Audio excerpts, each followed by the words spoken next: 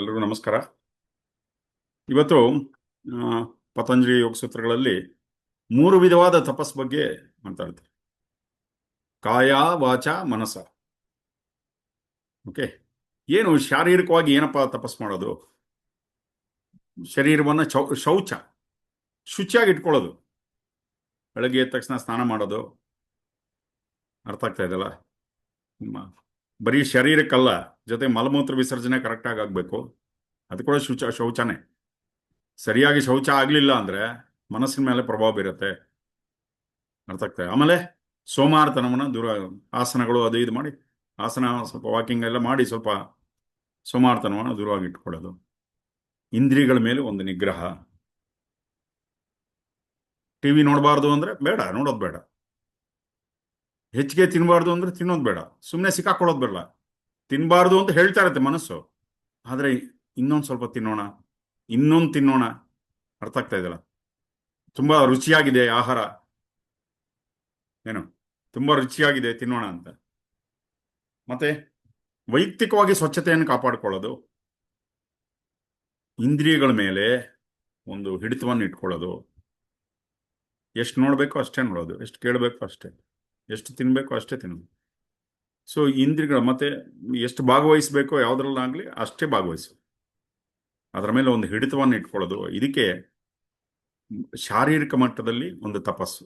ಶಾರೀರಿಕ ಇದರಲ್ಲಿ ಅನುದ್ವೇಗ ಕರಂ ವಾಕ್ಯಂ ಸತ್ಯಂ ಪ್ರಿಯ ಹಿತಂಚಯತ್ ಸ್ವಾಧ್ಯಾಯ ಅಭ್ಯಾಸನಂ ಚೈವ ವಾಂಗ್ಮಯಂ ತಪ ಉಚ್ಯತೆ. ಇದು ಭಗವದ್ಗೀತೆಯ 17ನೇ ಅಧ್ಯಾಯದ ಒಂದು ಶ್ಲೋಕ ಹೇಳ್ತಾ ಇದ್ದಾರೆ ಗುರುಗಳು. ಅನುದ್ವೇಗ ಕರಂ ವಾಕ್ಯಂ ಸತ್ಯಂ ಪ್ರಿಯ ಹಿತಂಚಯತ್ ಸ್ವಾಧ್ಯಾಯಾಭ್ಯಾಸನಂ ಚೈವ ವಾಂಗ್ಮಯಂ ತಪ ಉಚ್ಯತೆ. ಏನು ವಾಂಗ್ಮಯ ತಪಸ್ಸು? ಮಾತಿನಲ್ಲಿ ತಪಸ್ಸು. ಎರಡನೇದು ಮಾತಿನ ಮೇಲೆ ಯಾವ ಥರದ ಮಾತು ಮಾತಾಡಬೇಕು? ಎದುರುಗಡೆ ಇರೋರು ಅವರು ಫುಲ್ ಡಿಸ್ಟರ್ಬ್ ಆಗೋ ಥರ, ಅವರ ಮನಸ್ಸಿನಲ್ಲಿ ಉದ್ವೇಗವನ್ನು ಉಂಟು ಮಾಡುವಂತಹ ಮಾತುಗಳನ್ನು ಮಾತಾಡಬಾರ್ದು. ನಾನು ಸತ್ಯ ಹೇಳ್ತಾ ಇದ್ದೀನಿ, ಕರೆಕ್ಟ್, ಪ್ರಸನ್ನ, ಯಾವ ರೀತಿಯ ಸತ್ಯ ಹೇಳಬೇಕು ಅದು ಇಂಪಾರ್ಟೆಂಟ್. ಸತ್ಯಂ ಬ್ರೂಯಾತ್ ಪ್ರಿಯಂ ಬ್ರೂಯಾತ್ ಅಂತ ಹೇಳಿದ ಕೃಷ್ಣ ಹೇಳ್ತಾನಲ್ಲ. ಎದುರುಗಡೆ ಇರೋ ವ್ಯಕ್ತಿಗೆ ಸತ್ಯವನ್ನ ಜೀರ್ಣಿಸ್ಕೊಳ್ಳೋ ಶಕ್ತಿ ಇದೆಯಾ ಅದನ್ನ ನೋಡಿ ಸತ್ಯ ಹೇಳ್ಬೇಕು. ನಾನು ಸತ್ಯ ಹೇಳ್ತೀನಿ, ಅವನಿಗೆ ಹಾರ್ಟ್ ಅಟ್ಯಾಕ್ ಆದ್ರೂ ಪರವಾಗಿಲ್ಲ, ಆ ಥರ ಅಲ್ಲ. ಅರ್ಥ ಆಗ್ತಾ ಇದಲ್ಲ? ಸೊ ಅವರಿಗೆ ಎದುರುಗಡೆ ಇರುವವರಿಗೆ ಅದನ್ನು ತಡ್ಕೊಳ್ಳುವಂಥ ಒಂದು ಶಕ್ತಿ ಇರಬೇಕು. ಆ ರೀತಿಯಾಗಿ ಸ್ಕಿಲ್ಫುಲ್ ಆಗಿ ಸತ್ಯವನ್ನು ಹೇಳುವಂಥದ್ದು. ಗುರುಗಳು ಅದೇ ಹೇಳ್ತಾರೆ, ಒಂದ್ಸರಿ ನೀವು ಒಂದು ದಿನದಲ್ಲಿ ಏನು ಮಾತಾಡ್ತೀರಾ ಅದನ್ನೊಂದ್ಸರಿ ನೋಟ್ ಮಾಡ್ಕೊಳ್ಳಿ. ಏನು ಮಾತಾಡ್ತೀವಿ? ನಾವು ಮಾತಾಡುವಂಥ ಮಾತು ಆ ವ್ಯಕ್ತಿ ಉದ್ವೇಗಕ್ಕೆ ಒಳಗಾಗ್ತಾನ, ಅಥವಾ ನಮ್ಮ ಮಾತನ್ನು ಕೇಳಿದಂಥವ್ರು ಒಂದು ರಿಲೀಫಿಂದ ಒಳಗಡೆಯಿಂದ ಒಂದು ಏನೋ ಒಂದು ಶಾಂತವಾದ ಮನಸ್ಸಿನಿಂದ ಹೋಗ್ತಾರ, ಸೊ ಅಥವಾ ಕೋಪಗೊಳ್ತಾರ. ನನ್ನ ಮಾತುಗಳಿಂದ ಎದುರುಗಡೆ ಇರೋ ವ್ಯಕ್ತಿ ಕೋಪ ಬರ್ತಾ ಇದೆಯಾ, ಅವನಲ್ಲಿ ಅಸೂಯೆ ಉಂಟು ಮಾಡ್ತಾ ಇದೆಯಾ, ಲೋಭ ಉಂಟು ಮಾಡ್ತಾ ಇದೆಯಾ, ಒಂಥರ ಡಿಪ್ರೆಷನ್ ಹೋಗ್ತಾ ಇದ್ದಾನ, ಇದು ಆ ಮನಸ್ಸು ನಿಸ್ಪೃಹತೆಗೆ ಹೋಗ್ತಾ ಇದೆಯಾ, ಅದನ್ನು ಕೂಡ ಗಮನಿಸ್ಬೇಕು ನಾವು. ಎಷ್ಟೋ ಸರಿ ನಾವು ಮೌನವಾಗಿದ್ದಾಗಲೇ ಚೆನ್ನಾಗಿರ್ತೀವಿ. ಅರ್ಥ ಆಗ್ತಾ ಇದೆ? ಮೌನವಾಗಿದ್ದಾಗ ಮಾತಾಡಿದ ತಕ್ಷಣ ಮುಗೀತು ಅಲ್ಲಿಗೆ. ಮೌನವಾಗಿದ್ದಾಗ ತುಂಬಾ ಆಕರ್ಷಣೀಯವಾಗಿರ್ತೀವಿ, ಮತ್ತೆ ಎಲ್ಲರೂ ನಮ್ಮನ್ನು ಇಷ್ಟಪಡ್ತಾರೆ. ಬಾಯಿ ಬಿಟ್ರೆ ಹೋಯ್ತು ಓಂ ನಮಃ ಶಿವಾಯ. ಎದುರುಗಡೆ ಇರೋ ವ್ಯಕ್ತಿ ಆ ಥರ ಆಗ್ಬಾರ್ದು ನಮ್ಮ ಮಾತು. ಮಾತಿನ ಮೇಲೆ ಒಂದು ಕಂಟ್ರೋಲ್ ಇಲ್ದಿರೋ ಹೋಗ್ಬಿಟ್ರೆ, ಏನೋ ಬಾಯಲ್ಲಿ ಬುಲೆಟ್ ಬಂದಂಗೆ ಬರ್ತಾ ಇದ್ರೆ ಎದುರುಗಡೆ ಇರೋ ವ್ಯಕ್ತಿಗೆ, ಅದಕ್ಕೆ ನೋಡ್ಕೊಬೇಕು ಏನು ಮಾತಾಡಿದ್ರೆ, ನಾನು ಈ ಮಾತು ಮಾತಾಡಿದ್ರೆ ಅವ್ರ ಮನಸ್ಸಿನ ಮೇಲೆ ಏನು ಪ್ರಭಾವ ಉಂಟಾಗತ್ತೆ, ಅದರಿಂದ ಏನಾಗ್ತದೆ ಅಂತ ನಮಗೆ ಗೊತ್ತಾಗಲ್ಲ. ಎಷ್ಟೋ ಸರಿ ನಾವು ಮಾತಾಡೋವಂಥ ಮಾತು ಎದುರುಗಡೆ ಇರೋ ವ್ಯಕ್ತಿಗೆ ಒಂದು ಕತ್ತಿ ತಗೊಂಡು ಚುಚ್ಚಿದಂಗೆ ಇರುತ್ತೆ. ಆ ಥರ ಇದೆಯಾ, ಅಥವಾ ಹೂವಿನಿಂದ ಹಿಂಗೆ ಸ್ಪರ್ಶ ಮಾಡ್ದಂಗಿದೆಯಾ, ಇದು ಗಮನಿಸ್ಬೇಕು. ಗೊತ್ತಾಗ್ತಾ ಇದೆಯಲ್ಲ? ಇದಕ್ಕೆ ವಾಂಗ್ಮಯ ತಪಸ್ಸು ಅಂತ.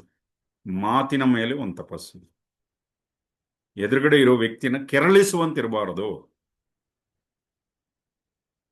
ನೀವು ಬೇಕಾಗಿ ಅವ್ರಿಗೆ ತೊಂದರೆ ಕೊಡಬೇಕು ಮಾನಸಿಕವಾಗಿ ಮಾತಿನಿಂದ ಅಂದ್ರೆ ಅದು ಬೇರೆ ವಿಷಯ.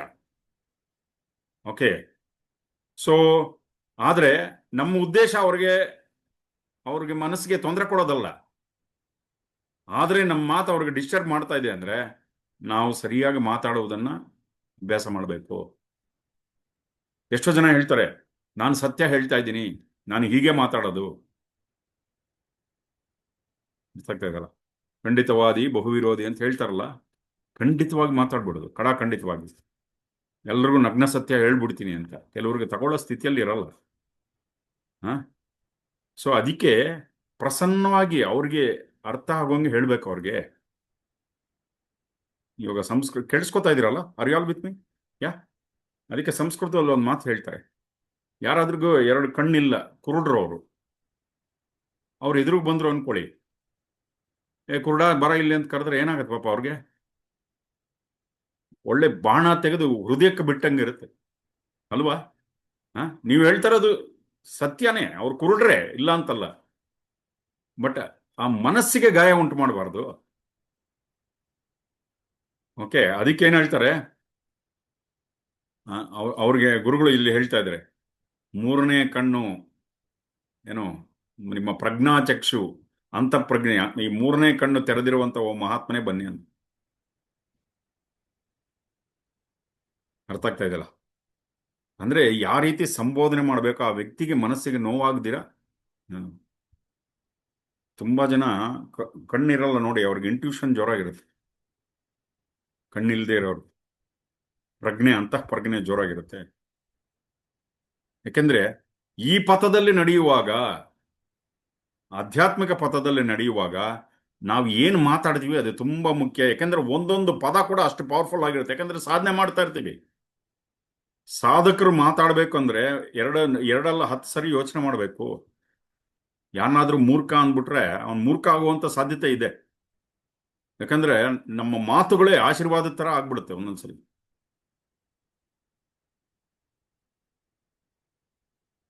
ಮಾತುಗಳು ನಾವು ಏನ್ ಮಾತಾಡ್ತೀವೋ ಆ ವ್ಯಕ್ತಿಗೆ ಒಂಥರ ಶಾಪ ತರ ಆಗ್ಬಿಡ್ಬಾರ್ದು. ಸೊ ಈ ಮಾತಿನ ಮೇಲೆ ಒಂದು ಹಿಡಿತ ತಪಸ್ಸಿದೆಯಲ್ಲ, ಅದು ನಮ್ಮನ್ನ ಶುದ್ಧಿ ಮಾಡ್ತದೆ. ಇಲ್ಲಾಂದ್ರೆ ಎಲ್ಲ ವಾಪಸ್ ಬರುತ್ತೆ ಅಂತ ಹೇಳ್ತಾರೆ, ಎಲ್ಲ ರಿಬೌಂಡ್ ಆಗತ್ತೆ ಏನೋ. ಯಾಕಂದ್ರೆ ನಾವು ಎಷ್ಟು ಹಾರ್ಶ್ ಆಗಿ ಒರಟಾಗಿ ಮಾತಾಡ್ತೀವೋ ಎದುರುಗಡೆ ಇರೋ ವ್ಯಕ್ತಿಯ ಮನಸ್ಸಿನ ಮೇಲೆ ಅದು ತುಂಬಾ ಪ್ರಭಾವ ಬರುತ್ತೆ. ಹಂಗಂತೇಳಿ ತುಂಬಾ ಹಿಂಗೆ ಒಳ್ಳೆಯವನು ಆತರ ಅಲ್ಲ. ಅದು ಕೂಡ ಒಂಥರ ನಮ್ಮನ್ನ ಮೋಸ ಮಾಡ್ಕೊಂಡಂಗೆ ಆಗುತ್ತೆ. ಅಂದ್ರೆ ದ್ವಂದ್ವ ನೀತಿಯಿಂದ ಇರಬೇಕು ಅಂತೆಲ್ಲ ಹೇಳ್ತಾರದು. ಹೊರಗಡೆ ಮಾತ್ರ ಚೆನ್ನಾಗಿ ಮಾತಾಡಿ ಒಳಗಡೆ ವಿಷ ತುಂಬಿಕೊಂಡಿರೋದು ಆ ಥರದ್ದಲ್ಲ. ಆದ್ರೆ ಒರಟಾಗಿ ಮಾತಾಡಬೇಡಿ. ಇದನ್ನ ಗುರುಗಳು ಇದರಲ್ಲಿ ಅಂದ್ರೆ ವಾಂಗ್ಮಯ ತಪಸ್ಸು, ಇದಕ್ಕೆ ವಾಂಗ್ಮಯ ತಪಸ್ಸು ಅಂತ ಹೇಳ್ತಾರೆ. ಮುಂದಿನ ತಪಸ್ಸು ಯಾವ್ದು ಹೇಳ್ತಾ ಇದ್ದಾರೆ? ಮನೋಮಯ ತಪಸ್ಸು, ಮನಸ್ಸಿನ ಮೇಲೆ ತಪಸ್ಸು, ಮನಸ್ಸನ್ನ ಹಿಡಿತದಲ್ಲಿ ಇಟ್ಕೊಳ್ಳೋದು.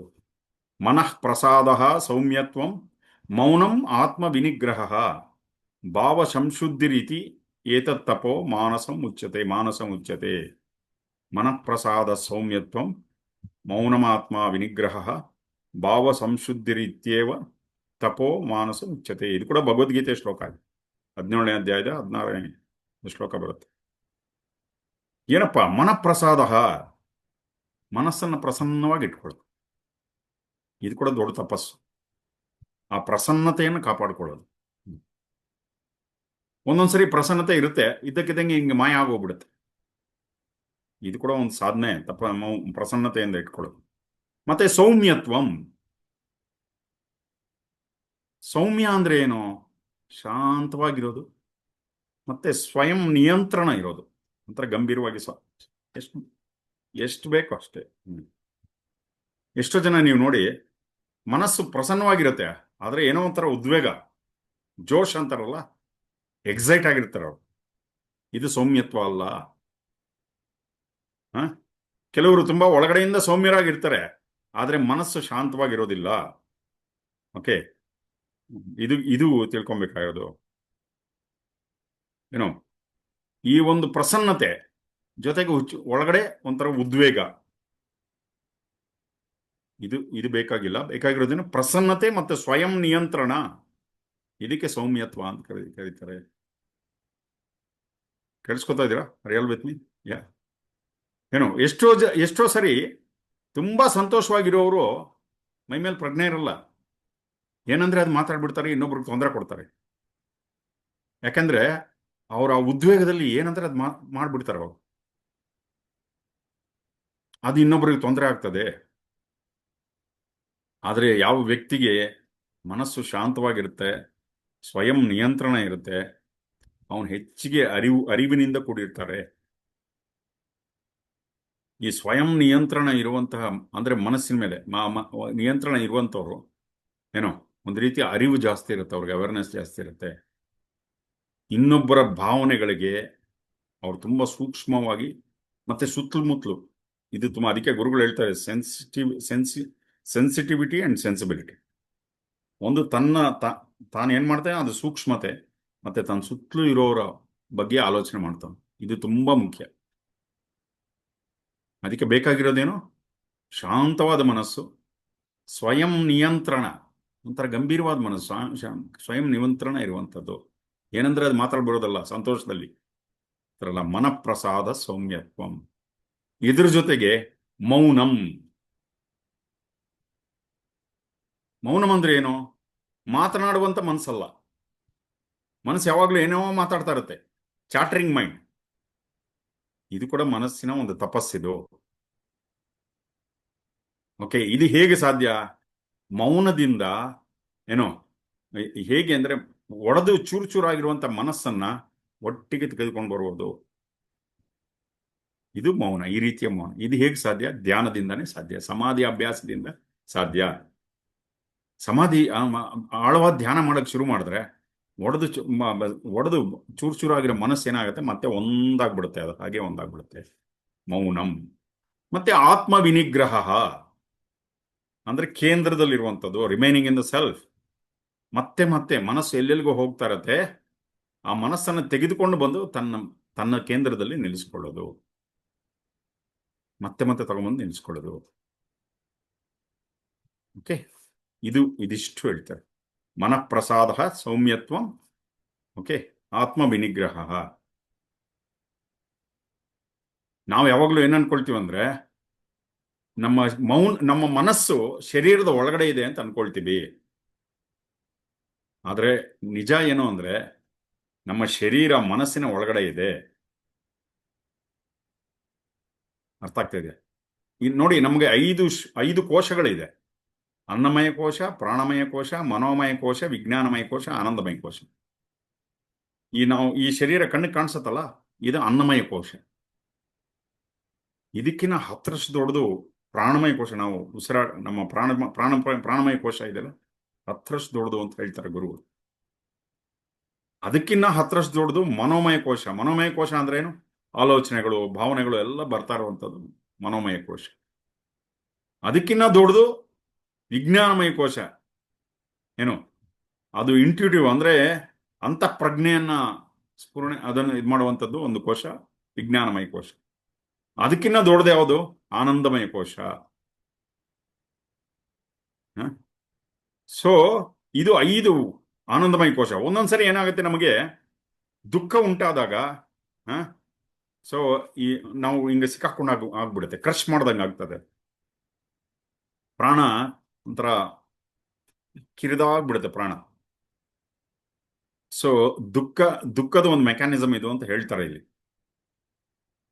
ಓಕೆ, ಅವಾಗ ಏನಾಗತ್ತೆ ಅಂದ್ರೆ ಇವಾಗ 42 ಇರುವಂತ ಭುಜ ಇರುವಂತ ಶರ್ಟ್ ಹಾಕೊಳ್ಳುವಂತ ನಮಗೆ 22ರದ್ದು ಒಂದು ಟೀ ಶರ್ಟ್ ತಂದು ಕೊಟ್ಬಿಟ್ರೆ ಹೆಂಗಾಗ್ಬಿಡುತ್ತೆ ನಮ್ಮ ಪರಿಸ್ಥಿತಿ?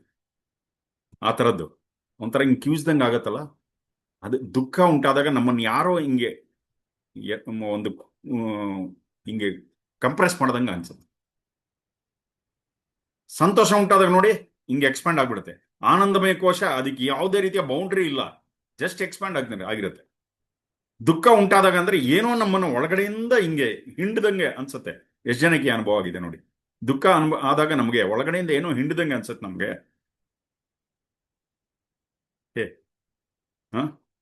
ಸೊ ಅವಾಗ ನಮ್ಮೊಳಗಿನ ಆ ಏನು ಆ ಪ್ರೇಮ ಇದೆಯಲ್ಲ, ಒಳಗಿನ ಚೈತನ್ಯ, ಅದು ಒಂದು ಸಣ್ಣ, ಇವಾಗ ಇಷ್ಟು ದೊಡ್ಡ ಶರೀರವನ್ನ ಸಣ್ಣ ಬಾಗಿಲ ಮುಖಾಂತರ ಅವ್ರನ್ನ ಪಾಸ್ ಮಾಡಿದ್ರೆ ಹೋಗ್ತಾರೆ ಅವರು. ಅದು ರಾಜಮಾರ್ಗದಲ್ಲಿ ಹೋಗ್ಬೇಕು. ಏನೋ ಒಂದು ಸಣ್ಣ ಬಾಗಿಲ ಮುಖಾಂತರ ಪಾಸ್ ಮಾಡಿದ್ರೆ ಸಿಕ್ಕಾಕೊಂಡ್ಬಿಡ್ತೀವಿ ಅದ್ರೊಳಗೆ. ಸೊ ಅದಕ್ಕೆ ಏನ್ ಹೇಳ್ತಾರೆ ಗುರುಗಳು, ಅದಕ್ಕೆ ಪ್ರಪಂಚದಲ್ಲಿ ಈ ಪ್ರೇಮ ಇದೆಲ್ಲ ಬಂದಾಗ ಅದು ನಮಗೆ ತೊಂದರೆ ಉಂಟು ಮಾಡುತ್ತೆ ಅಂತ. ಅದರ ವೈಶಾಲ್ಯತೆ ನಮಗೆ ಗೊತ್ತಿಲ್ಲ. ಸೊ ಇದು ಮನೋಮಯ ತಪಸ್ಸು, ಇದೊಂದು ತಪಸ್ಸಿದು. ನೆಕ್ಸ್ಟ್ ಆತ್ಮ ವಿನಿಗ್ರಹ, ಮತ್ತೆ ಮತ್ತೆ ನಾವು ಆತ್ಮನ ಕಡೆಗೆ ಬರುವುದು, ಆ ಕೇಂದ್ರವನ್ನ ಹಿಡಿದಿಟ್ಕೊಳ್ಳೋದು, ಇದು ಆತ್ಮ ವಿನಿಗ್ರಹ. ಇದನ್ನ ಇಲ್ಲಿ ಹೇಳ್ತಾರೆ. ಯಾವುದು ಇಲ್ಲಿವರೆಗೂ ನೋಡಿದ್ದು ಯಾವುದು ನಾವು? ಮನಃಪ್ರಸಾದ ಸೌಮ್ಯತ್ವಂ ಮೌನಮಾತ್ಮ ವಿನಿಗ್ರಹ ಭಾವ ಸಂಶುದ್ಧಿರಿತ್ಯೇವ ತತ್ತಪೋ ಮಾನಸ ಉಚ್ಯತೆ. ಮನಃಪ್ರಸಾದ, ಮನಸ್ಸಿನ ಪ್ರಸನ್ನತೆಯನ್ನು ಕಾಪಾಡಿಕೊಳ್ಳೋದು. ಸೌಮ್ಯತ್ವ ಅಂದ್ರೆ ಏನು? ಶಾಂತವಾಗಿರೋದು, ಜೊತೆಗೆ ಸ್ವಯಂ ನಿಯಂತ್ರಣವನ್ನ ಇಟ್ಕೊಳ್ಳೋದು. ಮೌನ, ಮಾತಾಡ್ತಾ ಇರುವ ಮನಸ್ಸಿದೆಯಲ್ಲ ಅದನ್ನ ಶಾಂತವನ್ನಾಗಿ ಮಾಡೋದು. ಹೇಗೆ? ಆತ್ಮ ವಿನಿಗ್ರಹ, ಮತ್ತೆ ಮತ್ತೆ ಮತ್ತೆ ನಮ್ಮ ಕೇಂದ್ರದ ಕಡೆಗೆ ಮನಸ್ಸನ್ನು ತೆಗೆದುಕೊಂಡು ಬರೋದು. ತಿಳಿಸ್ಕೊತಾ ಇದ್ದೀರಾ? Real with me? Yeah. So ನಮ್ಮಲ್ಲಿ 5 ಈ ಶರೀರವನ್ನ, ನಮ್ಮ ಏನು ಜೀವನ ಇದೆಯಲ್ಲ, ಈ ಶರೀರದಲ್ಲಿ ಒಂದು ಜೀವ ಇದೆಯಲ್ಲ, 5 ಅಗ್ನಿಗಳು ಇದನ್ನ ಕಾಪಾಡ್ತಾ ಇದೆ. ಅಗ್ನಿ ತತ್ವ ಕಾಪಾಡ್ತಾ ಇದೆ ನಮ್ಮನ್ನು. ಇದರೆಲ್ಲ 5 ವಿಧವಾದ ಅಗ್ನಿಗಳಿದೆ. ಇದಕ್ಕೆ ಪಂಚಾಗ್ನಿ ಅಂತ ಕರೀತಾರೆ. ಏನು, 5 ವಿಧವಾದ ಅಗ್ನಿಗಳಿದೆ, ಪಂಚಾಗ್ನಿ ಅಂತ ಕರೀತಾರೆ. ಈ 5 ವಿಧವಾದ ಅಗ್ನಿಗಳ ಮೂಲಕ ನಡ್ಕೊಂಡು ಹೋಗೋದಿದೆ ನೋಡಿ, ಹಾದು ಹೋಗುವುದಿದೆ ಅಲ್ಲ, ಅದು ಕೂಡ ತಪಸ್ಸೆ. ಈ ಒಂದೊಂದೇ ಅಗ್ನಿನ ಎಕ್ಸ್ಪ್ಲೈನ್ ಮಾಡ್ತಾರೆ. ಮೊದಲನೇದು ಯಾವುದು? ಭೂತಾಗ್ನಿ. ಭೂತಾಗ್ನಿ ಅಂದ್ರೆ ನೋಡಿ, ನೀವು ಮನೆಯಿಂದ ಆಚೆ ಹೋದ್ರೆ, ನೀವು ಇವಾಗ ಬಿಸಿಲುಗಾಲ ಅಲ್ವಾ, ಸ್ವಲ್ಪ ಆಚೆ ಹೋದ್ರೆ ತಣ್ಣಗನ್ಸತ್ತೆ. ಅದೇ ಮನೆ ಒಳಗೆ ಬಂದ ತಕ್ಷಣ ಬೆಚ್ಚಗನ್ಸತ್ತೆ, ಬಿಸಿ ಅನ್ಸಲ್ಲ ಅಲ್ವಾ? ಅಂದ್ರೆ ಮನೆಯ ಒಳಗಡೆ ಒಂದು ಶಾಖ ಇದೆ, ಅದಕ್ಕೆ ಭೂತಾಗ್ನಿ ಅಂತ ಕರೀತಾರೆ. ಅದೇ ತರ ಈ ಶರೀರದಲ್ಲಿ ಒಂದು ಶಾಖ ಇದೆ. ಈ ಶರೀರ, ಆ ಶರೀರ, ಆ ಬಿಸಿ, ಆ ಒಂದು ಅಗ್ನಿ ಇದ್ರೇನೆ, ಭೂತಾಗ್ನಿ ಇದ್ರೇನೆ ಶರೀರ ಸರಿಯಾಗಿ ನಡೀತಾ ಇರುತ್ತೆ ಒಳಗಡೆ. ಅರ್ಥ ಆಗ್ತಾ ಇದೆಯಲ್ಲ? ಇದಕ್ಕೆ ಭೂತಾಗ್ನಿ ಅಂತ ಕರೀತಾರೆ. ನಮ್ಮ ಈ ತರ, ನಮ್ಮದು ಈ ತರ ಏನು ಸಮಶೀತೋಷ್ಣ ವಲಯದಲ್ಲಿ ಇರುವಂತಹ ದೇಶಗಳಲ್ಲಿ ಮನೆ ಒಳಗೆ ಸ್ವಲ್ಪ ಶಾಖ ಇದ್ದೇ ಇರುತ್ತೆ. ಈ ಉತ್ತರ ಧ್ರುವಕ್ಕೆ, ದಕ್ಷಿಣ ಧ್ರುವಕ್ಕೆ ಹತ್ರ ಇರುವಂತಹ ದೇಶಗಳಲ್ಲಿ ಚಳಿ ಅವರೆಲ್ಲ ಹೀಟರ್ ಅದು ಇದು ಇಟ್ಕೊಂಡಿರ್ತಾರೆ. ಅದನ್ನು ಕೂಡ ಮೇಂಟೈನ್ ಮಾಡ್ಬೇಕು. ಭೂತಾಗ್ನಿ ಅಂದ್ರೆ ಏನು? ಮನೆಯ ಒಳಗೆ ಇರುವಂತ ಒಂದು ಶಾಖ, ಹಾಗೆ ಈ ಶರೀರದಲ್ಲಿ ಇರುವಂತ ಒಂದು ಶಾಖ. ಎರಡನೇದು ಇನ್ನೊಂದು ಅಗ್ನಿ. ಎರಡನೇ ಅಗ್ನಿ ಯಾವುದು? ಕಾಮಾಗ್ನಿ. ಎಷ್ಟೋ ಕೋರಿಕೆಗಳು ಬರ್ತಾ ಇರುತ್ತೆ ಮನಸ್ಸಿನಲ್ಲಿ, ಎಷ್ಟೋ ಆಸೆಗಳು ಬರುತ್ತೆ. ಅರ್ಥ ಆಗ್ತಾ ಇದೆಯಲ್ಲ? ಮೋಹ, ಆಮೇಲೆ ಅನುರಾಗ, ಮತ್ತೆ ಶರೀರ ವಾಂಛೆ, ಇದು ಕೂಡ ಕಾಮಾಗ್ನಿನೇ. ಇದು ನಮ್ಮನ್ನು ಆವರಿಸಿದೆ. ಆ ಒಂದು ಕಾಮ ಇಲ್ಲದೆ ಇದ್ದಿದ್ರೆ ಈ ಪ್ರಪಂಚದಲ್ಲಿ ಸೃಷ್ಟಿ ಅನ್ನೋದು ನಡೀತಾ ಇರ್ಲಿಲ್ಲ. ಕಾಮಾಗ್ನಿ ಇಲ್ಲದೆ ಇದ್ದಿದ್ರೆ. ಇದು ಎಲ್ಲ ಪ್ರಾಣಿಗಳಲ್ಲೂ ಇದೆ ಇದು ಅಲ್ವಾ? ಎಲ್ಲ ಪ್ರಾಣಿಗಳಲ್ಲೂ ಇದೆ ಇದು. ಸೊ ಅದಕ್ಕೆ ಇಲ್ಲಿ ಗುರುಗಳು ಹೇಳ್ತಾರೆ, ಈ ಕಾಮಾಗ್ನಿ ಕೆಲವ್ರು ಏನ್ ಮಾಡ್ತಾರೆ, ಅದು ಅವ್ರೊಳಗೆ ಬಂದ ತಕ್ಷಣನೇ, ಇನ್ನೊಂದು ಶರೀರ ಬೇಕು ಅಂತ ಬಂದ ತಕ್ಷಣ ಅವ್ರೇನ್ ಮಾಡ್ತಾರೆ, ಸ್ವಲ್ಪ ಹುಟ್ಟಿದ ತಕ್ಷಣ ಇವರು ತುಂಬಾ ಪ್ರಪಂಚದಲ್ಲಿ ಅಷ್ಟು ತಲೆ ಕೆಡಿಸ್ಕೊಳ್ಳಲ್ಲ, ವ್ಯಭಿಚಾರಿ ಅಂತಾರೆ ಅವ್ರಿಗೆ. ಈ ಕಾಮಾಗ್ನಿ ಬಂದ ತಕ್ಷಣನೇ ಇಮಿಡಿಯೇಟ್ಲಿ ಅವ್ರ ಒಳಗೆ ಅದು ಹುಟ್ಟಿದ ತಕ್ಷಣ ಅವರು ಹೋಗಿ ಅದರಲ್ಲಿ ಭಾಗವಹಿಸಿ ಅಲ್ಲೇ ಆ ಕಾಮಾಗ್ನಿನ ದಂಡಿಸ್ಬಿಡ್ತಾರೆ. ಸ್ವಲ್ಪ ಬಂದರೂ ಸಾಕು ಕಾಮ, ಸ್ವಲ್ಪ ಶರೀರ ವಾಂಚೆ ಬಂದ ತಕ್ಷಣನೇ, ಏನೋ ಆ ಸೆಕ್ಸ್ ಮೇಲೆ ಡಿಸೈರ್ ಬಂದ ತಕ್ಷಣ ಇಮಿಡಿಯೇಟ್ಲಿ ಅದನ್ನ ಪೂರೈಸ್ಕೊಂಡ್ಬಿಡ್ಬೇಕು. ಅವಾಗ ಏನಾಗುತ್ತೆ, ಕಾಮಾಗ್ನಿಯನ್ನ ಪೂರ್ತಿ ಮೇಲೆ ಬರಕ್ಕೆ ಬಿಡ್ತಾ ಇಲ್ಲ. ನೋಡಿ, ಎಷ್ಟೋ ಶರೀರಗಳಲ್ಲಿ ನಾವು ಹಾದು ಬಂದಿದ್ದೀವಿ. ಕೇಳಿಸ್ಕೊತಾ ಇದ್ದೀರಾ? Real with me? ಎಷ್ಟೋ ಶರೀರಗಳಲ್ಲಿ ಹಾದು ಬಂದಿದ್ದೀವಿ ನಾವು. ಎಷ್ಟೋ ಪ್ರಾಣಿಗಳ ಶರೀರ ತಗೊಂಡ್ಬಂದಿದ್ದೀವಿ. ಇವಾಗ ಮನುಷ್ಯ ಶರೀರದಲ್ಲಿದ್ದೀವಿ ನಾವು. ಪ್ರತಿಯೊಂದು ಶರೀರದಲ್ಲೂ ಈ ಸೆಕ್ಸ್ ಅನ್ನೋದು, ಅಂದ್ರೆ ಕಾಮಾಗ್ನಿ ಮತ್ತೆ ಆಹಾರ, ಇದೆರಡೂ ನಮ್ಮ ಆಳವಾದ ಸಂಸ್ಕಾರಗಳಲ್ಲಿ ಇದು ತುಂಬಾ ಆಳವಾದ ಸಂಸ್ಕಾರ ಇದೆ. ಎರಡು ನಿದ್ದೆ ಕೂಡ ಅದೊಂದು ಸಂಸ್ಕಾರ. ಆಕ್ಚುಲಿ 3 ಸಂಸ್ಕಾರ, ಇಲ್ಲಿ ಗುರುಗಳು ಎರಡರ ಬಗ್ಗೆ ಹೇಳ್ತಾ ಇದ್ದಾರೆ. ಎಷ್ಟೋ ಜನ್ಮ ಜನ್ಮಗಳಲ್ಲೂ ಈ ಸೆಕ್ಸ್ ಮತ್ತೆ ಆಹಾರ ಇದರಿಂದ ಆಚೆ ಬರಬೇಕು ಅಂದ್ರೆ ಅಷ್ಟು ಈಸಿ ಅಲ್ಲ. ಏನು, ನಾವು ಒಂದು ನೋಡಿ, ಒಂದು ಕಾಗೆ ಇರ್ಬೋದು, ಕೋತಿ ಇರ್ಬೋದು, ಯಾವುದೇ ಪ್ರಾಣಿ ತಗೊಳ್ಳಿ, ಅದರೆಲ್ಲ ಇದಿದ್ದಿದೆ, ಈ ಸಂಸ್ಕಾರ ಇದ್ದಿದ್ದೆ. ಯಾವಾಗ ನಮ್ಮಲ್ಲಿ ಈ ಸೆಕ್ಸ್ ಅನ್ನೋದು ನಮ್ಮಲ್ಲಿ ಮೇಲೆ ಬರುತ್ತಲ್ವಾ, ಅದನ್ನು ಗಮನಿಸಿ. ಅದು ಗುರುಗಳು ಹೇಳ್ತಾ ಇದ್ದಾರೆ, ಗಮನಿಸಿ. ಪ್ರತಿಯೊಂದು ಜೀವಕಣದಲ್ಲೂ ಆ ಆಸೆ, ಆ ಒಂದು ಶಕ್ತಿ ಮೇಲೆ ಬಂದಾಗ ಗಮನಿಸಿ. ಅದು ಪೂರ್ತಿ ನಮ್ಮನ್ನು ಆವರಿಸುತ್ತೆ, ಅದು ನಮ್ಮನ್ನು ಸುಡಕ್ಕೆ ಶುರು ಮಾಡುತ್ತೆ. ಯಾವಾಗ ಅದು ಪೂರ್ತಿ ಮೇಲೆ ಬಂದಾಗ ಅವಾಗ ನಮ್ಮಲ್ಲಿ ಒಂದು ರೀತಿಯ ಅರಿವು ಉಟ್ಕೊಳ್ಳುತ್ತೆ, ಜಾಗರೂಕತೆ ಉಟ್ಕೊಳ್ಳುತ್ತೆ.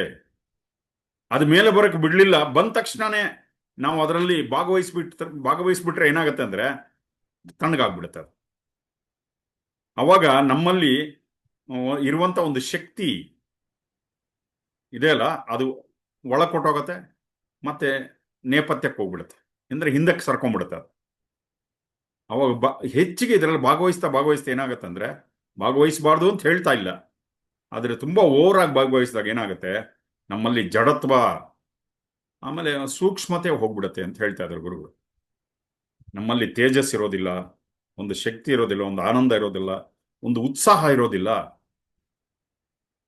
ಅದಕ್ಕೆ ನೋಡಿ, ತುಂಬಾ ವ್ಯಭಿಚಾರಗಳಾಗಿರ್ತಾರಲ್ಲ, ಅಂದ್ರೆ ನಿಮ್ಗೆ ಅರ್ಥ ಆಗಿರುತ್ತೆ ನಾನು ಹೇಳಿರೋದು.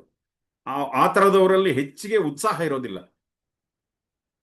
ಏನೋ ಶರೀರದಲ್ಲಿ ಹಿಂಗೆ ಮುಖದಲ್ಲಿ ಒಂದು ಜಾಗದಲ್ಲಿ ಹೇಳ್ತಾರೆ, ಈ ನಾಯಿಗೆ ಹಿಡ್ಕೊಂಡು ಚೆನ್ನಾಗಿ ಹೊಡೆದಿರ್ತಾರೆ ಯಾರನ್ನು, ಆ ಹೊಡೆದಾಗ ಆ ನಾಯಿ ಪರಿಸ್ಥಿತಿ ಹೆಂಗಿರತ್ತೆ ನೋಡಿ, ಹಂಗಾಗ್ಬಿಟ್ಟಿರ್ತಾರೆ ಅವರು. ಅಂದ್ರೆ ಏನೇನೋ ಶಕ್ತಿ ಇರೋದಿಲ್ಲ, ಚೈತನ್ಯನೇ ಇರೋದಿಲ್ಲ, ಏನ್ ಫೋರ್ಸು ಇರೋದಿಲ್ಲ. ಅದಕ್ಕೆ ಕಾಮಾಗ್ನಿ ಮೇಲೆ ಬರಕ್ಕೆ ಬಿಡಬೇಕು ಅಂತ ಹೇಳ್ತಾರೆ ಗುರುಗಳು. ಬಂದ ತಕ್ಷಣ ಅದನ್ನ ಅನುಭವಿಸಬಾರ್ದು, ಸ್ವಲ್ಪ ದಿವಸ ಬರಲಿ, ಅದು ಮೇಲಕ್ಕೆ ಬಂದು ಆವಾಗ ಗಮನಿಸಿ. ಅದರಿಂದ ಉಂಟಾಗುವಂತ ಲಾಭ ಏನು, ಜಾಗರೂಕತೆ ಜಾಸ್ತಿ ಆಗತ್ತೆ, ಅಲರ್ಟ್ನೆಸ್, ಅವೇರ್ನೆಸ್ ಜಾಸ್ತಿ ಆಗುತ್ತೆ, ಅರಿವು ಜಾಸ್ತಿ ಆಗತ್ತೆ ಅಂತ ಹೇಳ್ತಾ ಇದ್ದಾರೆ. ನೆಕ್ಸ್ಟ್ ಮುಂದಿನ ಅಗ್ನಿ ಯಾವ್ದು ಹೇಳ್ತಾ ಇದ್ದಾರೆ ಅಂದ್ರೆ ಜಠರಾಗ್ನಿ ಹೇಳ್ತಾ ಇದ್ದಾರೆ. ಯಾವುದು ಹಸಿವಿನ ಜಠರಾಗ್ನಿ ಅಂದ್ರೆ ಏನು, ಹಸಿವು ಮತ್ತೆ ಜೀರ್ಣಕ್ರಿಯೆ. ಇದು ಆಯುರ್ವೇದದಲ್ಲಿ ತುಂಬಾ ಮುಖ್ಯವಾಗಿರೋ ಒಂದು ವಿಷಯ ಇದು. ಯಾರಿಗಾದ್ರೂ ಜೀರ್ಣಕ್ರಿಯೆ ಕಡಿಮೆ ಆಗ್ಬಿಟ್ರೆ, ಜಠರಾಗ್ನಿ ಹೆಚ್ಚು ಕಡಿಮೆ ಜಾಸ್ತಿ ಕಡಿಮೆ ಆದ್ರೆ ಅವ್ರ ಆರೋಗ್ಯದಲ್ಲಿ ಸ್ವಲ್ಪ ಹೆಚ್ಚು ಕಡಿಮೆ ಆಗ್ಬಿಡುತ್ತೆ. ಇವಾಗ ನೋಡಿ, ನಮಗೆ ಜ್ವರ ಬಂದಾಗ ಹೇಗಾಗುತ್ತೆ, ನಾವು ಸುಮ್ಮನೆ ಆಚೆ ಕಡೆ ಏನು ಅದರ ಲಕ್ಷಣಗಳು ಇರುತ್ತಲ್ಲ ಅದಕ್ಕೆ ಮಾತ್ರ ಟ್ರೀಟ್ ಮಾಡ್ತಿರ್ತೀವಿ. ಜ್ವರ ಬಂದಾಗ ನಮ್ಮ ಯಾವುದೋ ಹೊರಗಿನ ಒಂದು ಬ್ಯಾಕ್ಟೀರಿಯಾ ಆಗಲಿ ವೈರಸ್ ಆಗಲಿ ನಮ್ಮ ಶರೀರಕ್ಕೆ ಎಂಟರ್ ಆಗಿರುತ್ತೆ, ಅದಕ್ಕೆ ಶರೀರದ ಒಂದು ತಾಪಮಾನ ಜಾಸ್ತಿ ಆಗ್ಬಿಡುತ್ತೆ, ಟೆಂಪರೇಚರ್ ಜಾಸ್ತಿ ಆಗುತ್ತೆ. ಗಮನಿಸಿದ್ದೀರಾ? ಶರೀರ ಟೆಂಪರೇಚರ್ ಯಾಕೆ ಜಾಸ್ತಿ ಆಗುತ್ತೆ ಅಂದ್ರೆ, ಹೊರಗಿನ ಯಾವುದೋ ಒಂದು ವೈರಸ್ ಆಗಲಿ ಬ್ಯಾಕ್ಟೀರಿಯಾ ಪದಾರ್ಥ ಶರೀರಕ್ಕೆ ಒಳಕ್ಕೆ ಹೋಗಿರುತ್ತೆ, ಶರೀರ ಅದರ ಜೊತೆ ಯುದ್ಧ ಮಾಡಕ್ಕೆ ಶುರು ಮಾಡುತ್ತೆ. ಯಾವಾಗ ಶರೀರ ಯುದ್ಧ ಮಾಡಿ ಅದನ್ನು ಜಯಿಸುತ್ತಲ್ಲ, ಆವಾಗ ಜ್ವರ ಕಡಿಮೆ ಆಗ್ತಾ ಬರುತ್ತೆ. ಅರ್ಥ ಆಗ್ತಾ ಇದಿಲ್ಲ? ಜಠರಾಗ್ನಿ ಏನ್ ಮಾಡುತ್ತೆ, ನಮ್ಮ ಪೂರ್ತಿ ಸಿಸ್ಟಮ್ ಅನ್ನ ಶುದ್ಧಿ ಮಾಡುತ್ತೆ, ನಮ್ಮ ಪೂರ್ತಿ ಸಿಸ್ಟಮ್ನ. ಮತ್ತೆ ಯಾವುದು ಹೊರಗಿನ ಒಂದು ಯಾವುದು ವೈರಸ್ ಇರ್ಬೋದು, ಬ್ಯಾಕ್ಟೀರಿಯಾ, ಅದನ್ನ ಹೊಡೆದು ಓಡಿಸುತ್ತೆ ಅದು. ನಾವೇನ್ ಮಾಡ್ತೀವಿ, ಯಾವಾಗಲೂ ಆಹಾರ ತಿಂತಾ ಇರೋದು, ಹಸಿವನ್ನ ಗಮನಿಸೇ ಇಲ್ಲ ನಾವು. ಇದು ಶರೀರಕ್ಕೆ ಈ ಶರೀರದಲ್ಲಿ ವಿಷ ಉತ್ಪನ್ನ ಜಾಸ್ತಿ ಆಗ್ಬಿಡುತ್ತೆ ಇದರಿಂದ. ಹಸಿವಾಗೋವರೆಗೂ ವೆಯ್ಟೇ ಮಾಡೋದಿಲ್ಲ. ಇವಾಗ ಪ್ರಪಂಚದಲ್ಲಿ ಹೆಚ್ಚಿಗೆ ಬರ್ತಾ ಇರೋ ರೋಗಗಳು ಯಾವುದರಿಂದ ಬರ್ತಾ ಇದೆ ಅಂದ್ರೆ, ಹಸಿವಾಗಕ್ ಮುಂಚೆನೆ ಯದ್ವಾ ತದ್ವಾ ತಿಂದ್ಬಿಡೋದು. ಇನ್ನೊಂದು ಹೇಳ್ತಾ ಇದ್ರು ಗುರುಗಳು, ಏನು ಅಂದ್ರೆ ಹಸಿವಾಗಕ್ ಮುಂಚೆ ಈ ಪ್ರಪಂಚದಲ್ಲಿ ಹಸಿವಿನಿಂದ ಸಾಯುವಂತವ್ರು ಕಡಿಮೆ ಆಗಿದ್ದಾರೆ. ಇವಾಗ ಹೆಚ್ಚಿಗೆ ತಿಂದು ಸಾಯ್ತಾ ಇರೋರು ಜಾಸ್ತಿ ಆಗ್ಬಿಡ್ತಾರೆ. ಈ ಜಠರಾಗ್ನಿಯನ್ನ ಮೇಲೆ ಬರಕ್ಕೆ ಬಿಡ್ತಾ ಇಲ್ಲ ನಾವು. ಉಪವಾಸದಲ್ಲಿ ಇದೇ ಮೇಯ್ನ್ ಇರೋದು. ಯಾವಾಗ ಉಪವಾಸದಲ್ಲಿ ಇರ್ತೀವೋ ಅವಾಗ ಏನಾಗುತ್ತಂದ್ರೆ, ಒಂದೊಂದು ಜೀವಕಣ ಕೂಡ ಅದರಲ್ಲಿ ಶಕ್ತಿ ತುಂಬುತ್ತಾ ಬರುತ್ತೆ, ಅದಕ್ಕೆ ರೆಸ್ಟ್ ಸಿಗಕ್ಕೆ ಶುರುವಾಗತ್ತೆ. ಏನು, ನಮ್ಮ ಶರೀರವನ್ನ ಶುದ್ಧಿ ಮಾಡುವಂತ ಅದ್ಭುತವಾದದ್ದು ಇದು ಜಠರಾಗ್ನಿ. ಹಸಿವಾಗಕ್ಕೆ ಬಿಡ್ಬೇಕು ನಾವು. ಅವಾಗೇನಾಗುತ್ತೆ, ಒಳಗಡೆ ಇರೋ ವಿಷ ಪದಾರ್ಥಗಳನ್ನೆಲ್ಲ ಆಚೆ ತೆಗೆಯುತ್ತೆ. ಅದೊಂದೇ ಅಲ್ಲ, ಮನಸ್ಸಿನ ಮೇಲೆ ಪ್ರಭಾವ. ಎಷ್ಟೋ ಸರಿ ಉಪವಾಸ ಮಾಡೋದು ಗಮನಿಸಿ, ಮನಸ್ಸು ಶಾಂತವಾಗಿಬಿಡುತ್ತೆ. ಯಾವುದೇ ಕೆಲಸಕ್ಕೆ ಬರೋದ ಆಲೋಚನೆಗಳು ತಿನ್ನೋದ್ರಿಂದ ಬರುತ್ತೆ ಅಂತ 90% ಅದರಿಂದ ಬರುತ್ತೆ. ಅದಕ್ಕೆ ಉಪವಾಸ ತುಂಬಾ ಸಹಾಯ ಮಾಡುತ್ತೆ. ಇದ್ರ ಮೇಲೆ ಒಂದು ರಿಸರ್ಚ್ ನಡೆದಿದೆ ಉಪವಾಸದ ಮೇಲೆ. ಅಂದ್ರೆ ಇದ್ರ ಮೇಲೆ ತುಂಬಾ ಕೆಲಸ ಮಾಡಿದ್ದಾರೆ, ಉಪವಾಸ ಏನ್ ಮಾಡುತ್ತೆ ಇದ್ರ ಬಗ್ಗೆ. ಓಕೆ, ಇವೆಲ್ಲ ಎಲ್ಲ ಮತಗಳಲ್ಲೂ ಇದೆ. ಕ್ರಿಶ್ಚಿಯಾನಿಟಿ ತಗೊಳ್ಳಿ, ಅವರು 40 ದಿವಸ 45 ದಿವಸ ಉಪವಾಸ ಮಾಡ್ತಾರೆ. ಇಸ್ಲಾಂ ಅಲ್ಲಿ ತಗೊಳ್ಳಿ, ಅವರು ರೋಜಾ ರಂಜಾನ್ ಮುಂಚೆ ಮಾಡ್ತಾರೆ. ಎಲ್ಲ ಮತಗಳಲ್ಲೂ ಕೂಡ ಸೊ ಇದು ಇದ್ದಿದ್ದೇ. ಇದು ಅರ್ಥ ಆಗ್ತಾ ಇದೆಯಲ್ಲ? ಸೊ ಈ ಉಪವಾಸ ಮಾಡೋದ್ರಿಂದ ಆಳವಾದ ಒಂದು ಕೆಲವು ಇಂಪ್ರೆಷನ್ಸ್ ಕೂಡ ತೆಗೆಯುತ್ತೆ, ಸಂಸ್ಕಾರಗಳನ್ನ ಟಚ್ ಮಾಡುತ್ತೆ. ಇದು ಎಷ್ಟೋ ಜನ್ಮಗಳಿಂದ ನಾವೇನ್ ಮಾಡ್ತಾ ಇದೀವಿ, ತಿಂದು ತಿಂದು ತಿಂದು ತಿಂದು ತಿಂತಾನೇ ಇದೀವಿ. ಅದಕ್ಕೆ ಜಠರಾಗ್ನಿ ಈ ಒಂದು ಉಪವಾಸವನ್ನ ಮಾಡುವುದು. ಕೆಲವರು ಇದನ್ನ ಇನ್ನ ಓವರ್ ಆಗಿ ಮಾಡ್ತಾರೆ. ಏನೋ ಓವರ್ ಆಗಿ ಜಠರಾಗ್ನಿ ಮೇಲೆ ಬರೋದು ಬಿಡೋದು, ಅದೇನಾಗುತ್ತೆ, ಕೊನೆಗೆ ಒಳಗಡೆ ಅನಾರೋಗ್ಯ ಕಡೆಗೆ ತಗೊಂಡೋಗುತ್ತೆ. ಓಕೆ, ತುಂಬಾ ತಿನ್ನೋದ್ರು ಅನಾರೋಗ್ಯದ ಕಡೆ ತಗೊಂಡೋಗುತ್ತೆ. ಏನೋ ತಿಂದಿರೋ ಶರೀರಕ್ಕೆ ತೊಂದರೆ ಕೊಡೋದಿದೆಯಲ್ಲ, ಅದು ಕೂಡ. ಅದಕ್ಕೆ ಗುರುಗಳು ಏನ್ ಹೇಳ್ತಾರೆ, ಉಪವಾಸ ಮಾಡಬೇಕು. ಉಪವಾಸ ಅಂದ್ರೆ ಏನು? ಸ್ವಲ್ಪ ವಾಟರ್ ಫಾಸ್ಟಿಂಗು, ಸ್ವಲ್ಪ ಹಣ್ಣು ತಗೊಳ್ಳೋದು. ಕೆಲವರು ತುಂಬಾ ಅತಿರೇಕಕ್ಕೆ ಹೋಗ್ತಾರೆ, ಇಲ್ಲ ಹೆಚ್ಚಿಗೆ ತಿನ್ನೋದು, ಅಥವಾ ಏನೂ ತಿಂದೆ ಸುಮ್ಮನೆ ಆಗೋದು. ಎರಡೂ ಒಳ್ಳೇದಲ್ಲ. ಸೊ ಮಾಡರೇಟ್ ಆಗಿ ಒಂದು ಸಮತ್ವದಲ್ಲಿ ಇದನ್ನ ಆಚರಿಸ್ಕೊಂಡು ಹೋಗೋದು ನಮ್ಮ ಶರೀರವನ್ನ ಶುದ್ಧಿ ಮಾಡ್ತಾ ಹೋಗ್ತದೆ. ನಮ್ಮಲ್ಲಿ ಒಂದು ಸಮತ್ವವನ್ನ ಉಂಟು ಮಾಡುತ್ತೆ. ಅರ್ಥ ಆಗ್ತಾ ಇದೆಯಲ್ಲ? ಆ ಮುಂದಿನ ಯಾವುದು ಅಂದ್ರೆ, ಮುಂದಿನ ಅಗ್ನಿ ಪ್ರೇಮಾಗ್ನಿ ಅಥವಾ ಜ್ಞಾನಾಗ್ನಿ. ಪ್ರೇಮಾಗ್ನಿ ಅಂದ್ರೆ ಗೊತ್ತು, ಇಬ್ರು ಅದು ಕೂಡ ನಮ್ಮಲ್ಲಿ ಅಂದ್ರೆ ಇಬ್ರು ಒಬ್ಬರ ಮೇಲೆ ಒಬ್ರು ಪ್ರೇಮ ಇದ್ದಾಗ ಅದು ಕೂಡ ಒಂದು ಪ್ರೇಮಾಗ್ನಿ. ಅದು ತಾಯಿ ಮಗನ ಪ್ರೇಮ ಇರ್ಬೋದು, ಯಾವುದೇ ಪ್ರೇಮ ಅಂದ್ರೆ ಎಲ್ಲ ರೀತಿಯದಿದೆ. ಅರ್ಥ ಆಗ್ತಾ ಇದೆಯಲ್ಲ? ಸೊ ಅದು ನಮ್ಮೊಳಗೆ ಒಂದು ಬೆಂಕಿಯನ್ನು ಉಂಟು ಮಾಡುತ್ತೆ, ಒಂದು ಅಗ್ನಿಯನ್ನು ಉಂಟು ಮಾಡುತ್ತೆ. ಓಕೆ, ಈ ಪ್ರೇಮಿಗಳು ಇರ್ತಾರೆ ನೋಡಿ, ಅವ್ರು ಯಾರಿಗೂ ಭಯಪಡಲ್ಲ. ಯಾರು ಏನೇ ಕ್ರಿಟಿಸೈಸ್ ಮಾಡಲಿ ನೋಡಿ, ಎಂತ ಫಿಯರ್ ಆಫ್ ಕ್ರಿಟಿಸಿಸಮ್ ಇರಲ್ಲ ಅವ್ರಿಗೆ. ಯಾರು ವಿಮರ್ಶೆ ಮಾಡಿದ್ರು ತಲೆ ಕೆಡಿಸ್ಕೊಳ್ಳಲ್ಲ. ಅವ್ರೊಳಗೆ ಅದೊಂದು ಶಕ್ತಿ ಬಂದ್ಬಿಡುತ್ತೆ. ಇನ್ನೊಬ್ಬರ ಅಭಿಪ್ರಾಯಗಳಿಗೆ ತಲೆ ಕೆಡಿಸ್ಕೊಳ್ಳೋದಿಲ್ಲ, ಪೂರ್ತಿ ಆವರಿಸ್ಬಿಡುತ್ತೆ ಅದು. ಸೊ ಈ ಜ್ಞಾನಾಗ್ನಿ ಅಷ್ಟೇ, ಜ್ಞಾನದಲ್ಲಿ ಇರೋರು ಕೂಡ ಅಷ್ಟೇ. ಯಾರ ಬಗ್ಗೆ ಯಾರನ್ನ ಒಂದು ಮಾತಂದ್ರೆ ತಲೆ ಕೆಡಿಸ್ಕೊಳ್ಳಲ್ಲ, ಯಾರನ್ನ ಟೀಕೆ ಮಾಡಿದ್ರು ತಲೆ ಕೆಡಿಸ್ಕೊಳ್ಳಲ್ಲ. ಪ್ರೇಮಾಗ್ನಿ ಮತ್ತೆ ಜ್ಞಾನಾಗ್ನಿ. ಸೊ ಆ ಪ್ರೇಮ ಇದರಲ್ಲಿ ಇರೋರಿಗೆ ಏನ್ ಅನ್ಸುತ್ತೆ ಅಂದ್ರೆ, ಒಂದು ರೀತಿಯ ವಿರಹ ಉಂಟಾಗುತ್ತೆ, ಲಾಂಗಿಂಗ್. ದೂರದಲ್ಲಿ ಇದ್ದಾಗ ಒಂದು ರೀತಿಯ ಅದು ಇಟ್ ಹ್ಯಾಪನ್ಸ್ ಬಿಟ್ವೀನ್ ಇಬ್ಬರು ಪ್ರೇಮಿಗಳ ಮಧ್ಯದಲ್ಲಿ ಆಗತ್ತೆ, ಗುರು ಶಿಷ್ಯರ ಮಧ್ಯದಲ್ಲಿ ಆಗತ್ತೆ, ಭಕ್ತ ಪರಮಾತ್ಮ ಭಕ್ತನ ಮಧ್ಯದಲ್ಲೂ ಆಗತ್ತೆ ಈ ವಿರಹ ಅನ್ನೋದು. ಇದು ಬರೀ ಮಾನವ ಜನ್ಮ, ಮನುಷ್ಯನ ಜನ್ಮ ತಗೊಂಡು ಬಂದಾಗ ಮಾತ್ರ ಇದು ಸಾಧ್ಯ ಅಂತ ಹೇಳ್ತಾರೆ ಗುರುಗಳು, ಇಲ್ಲಿ ಹೇಳ್ತಾ ಇದ್ದಾರೆ. ಸೊ ಇದು ತಡೆಯೋದಕ್ಕೆ ಕಷ್ಟ ಆಗತ್ತೆ. ಹೋಗ್ತಾ ಹೋಗ್ತಾ ಅದೇ ಒಂದು ರೀತಿಯ ಆನಂದ ಉಂಟಾಗುತ್ತೆ. ಆ ವಿರಹದಲ್ಲೇ ಒಂದು ಆನಂದ, ಒಂದು ಪೂರ್ಣತೆ ಕಡೆಗೆ ತೆಗೆದುಕೊಂಡು ಹೋಗುತ್ತೆ, ನಮ್ಮನ್ನ ವಿಕಸನ ಆಗುವಂತೆ ಮಾಡುತ್ತದು. ಇದು ಪ್ರೇಮಾಗ್ನಿ ಬಗ್ಗೆ ಹೇಳ್ತೇವೆ. ನೆಕ್ಸ್ಟ್ ಬಂದು ಬಡಬಾಗ್ನಿ. ಬಡಬಾಗ್ನಿ ಅಂದ್ರೆ ಏನು? ನಮ್ಮನ್ನ ಟೀಕೆ ಮಾಡೋದು, ವಿಮರ್ಶೆಗಳು ತಗೊಳ್ಳೋದು. ಯಾರಾದ್ರೂ ನಮ್ಮನ್ನು ವಿಮರ್ಶಿಸಿದಾಗ, ಟೀಕೆ ಮಾಡಿದಾಗ ಏನೋ ಇದ್ರೊಳಗೆ ನಮ್ಮೊಳಗೆ ಈ ಬೆಂಕಿ ಫ್ಲೇರ್ ಅಪ್ ಅಂದ್ರೆ ಮೇಲ್ ಬರುತ್ತೆ. ಇದು ಯಾರೋ ಇವಾಗ ಒಂದು 50 ಜನದ ಮುಂದೆ ಮಾತಾಡಿ, 100 ಜನದ ಮುಂದೆ ಮಾತಾಡಿ, ಅವಾಗ ನಮ್ಗೆ ಅಷ್ಟು ಕಂಫರ್ಟ್ ಅನ್ಸಲ್ಲ ಸ್ಟಾರ್ಟಿಂಗ್ ಅಲ್ಲಿ. ಯಾಕೆ ಕೆಲವ್ರಿಗೆ ಸ್ಟೇಜ್ ಫಿಯರ್ ಇರುತ್ತೆ, ನರ್ವಸ್ ಆಗ್ಬಿಡ್ತಾರೆ, ಮತ್ತೆ ಅವ್ರೇನಂತಾರೆ ಇವ್ರೇನಂತಾರೆ ಈ ಅಭಿಪ್ರಾಯಗಳಿಗೆ ಸಿಕ್ಕಾಕೊಂಡ್ಬಿಡ್ತಾರೆ. ಇದಕ್ಕೆ ಏನು ಬಡಬಾಗ್ನಿ ಅಂತಾರೆ. ಸಮಾಜಕ್ಕೆ ಇದಿರುವಂಥದ್ದು. ಯಾಕಂದ್ರೆ ನಾವೆಲ್ಲ ಇರೋದೇ ಸಮಾಜದಲ್ಲಲ್ವಾ. ಇಲ್ಲಿ ಸಮಾಜದಲ್ಲಿ ಏನೇನು ರೂಲ್ಸ್ ಇದೆ ಅದನ್ನೆಲ್ಲ ಫಾಲೋ ಮಾಡಬೇಕು. ಏನೋ ಎಲ್ಲರೂ ನಮ್ಮ ಸುತ್ತಮುತ್ತಲು ಇರೋರ್ನೆಲ್ಲ ಅವ್ರನ್ನ ಪ್ಲೀಸ್ ಮಾಡ್ಬೇಕು ನಾವು. ಅದಕ್ಕೋಸ್ಕರ ಏನಾಗುತ್ತೆ, ಒಂಥರ ಬಡಬಾಗ್ನಿ ಮೇಲೆ ಬರುತ್ತೆ. ಹೇಗೆ ಇವಾಗ ಅದಕ್ಕೆ ಕೆಲವು ಎಕ್ಸಾಂಪಲ್ಸ್ ಕೊಟ್ಟಿದ್ದಾರೆ ಗುರುಗಳು. ಇವಾಗ ಡ್ರೈವ್ ಮಾಡ್ತಾ ಇದೀವಿ, ಕೆಲವು ರೂಲ್ಸ್ ಫಾಲೋ ಮಾಡಬೇಕು. ಸರಿಯಾದ ಒಂದು ಡೈರೆಕ್ಷನಲ್ಲಿ ಡ್ರೈವ್ ಮಾಡ್ಕೊಂಡು ಹೋಗ್ಬೇಕು. ನಡಿಬೇಕಾದ್ರೆ ಕೆಲವು ರೂಲ್ಸ್ ಇದೆ. ಓಕೆ, ಸೊ ನಮ್ಮಲ್ಲಿ ಕೆಲವು ಭಯಗಳನ್ನು ತುಂಬಿದೆ ಇವೆಲ್ಲ.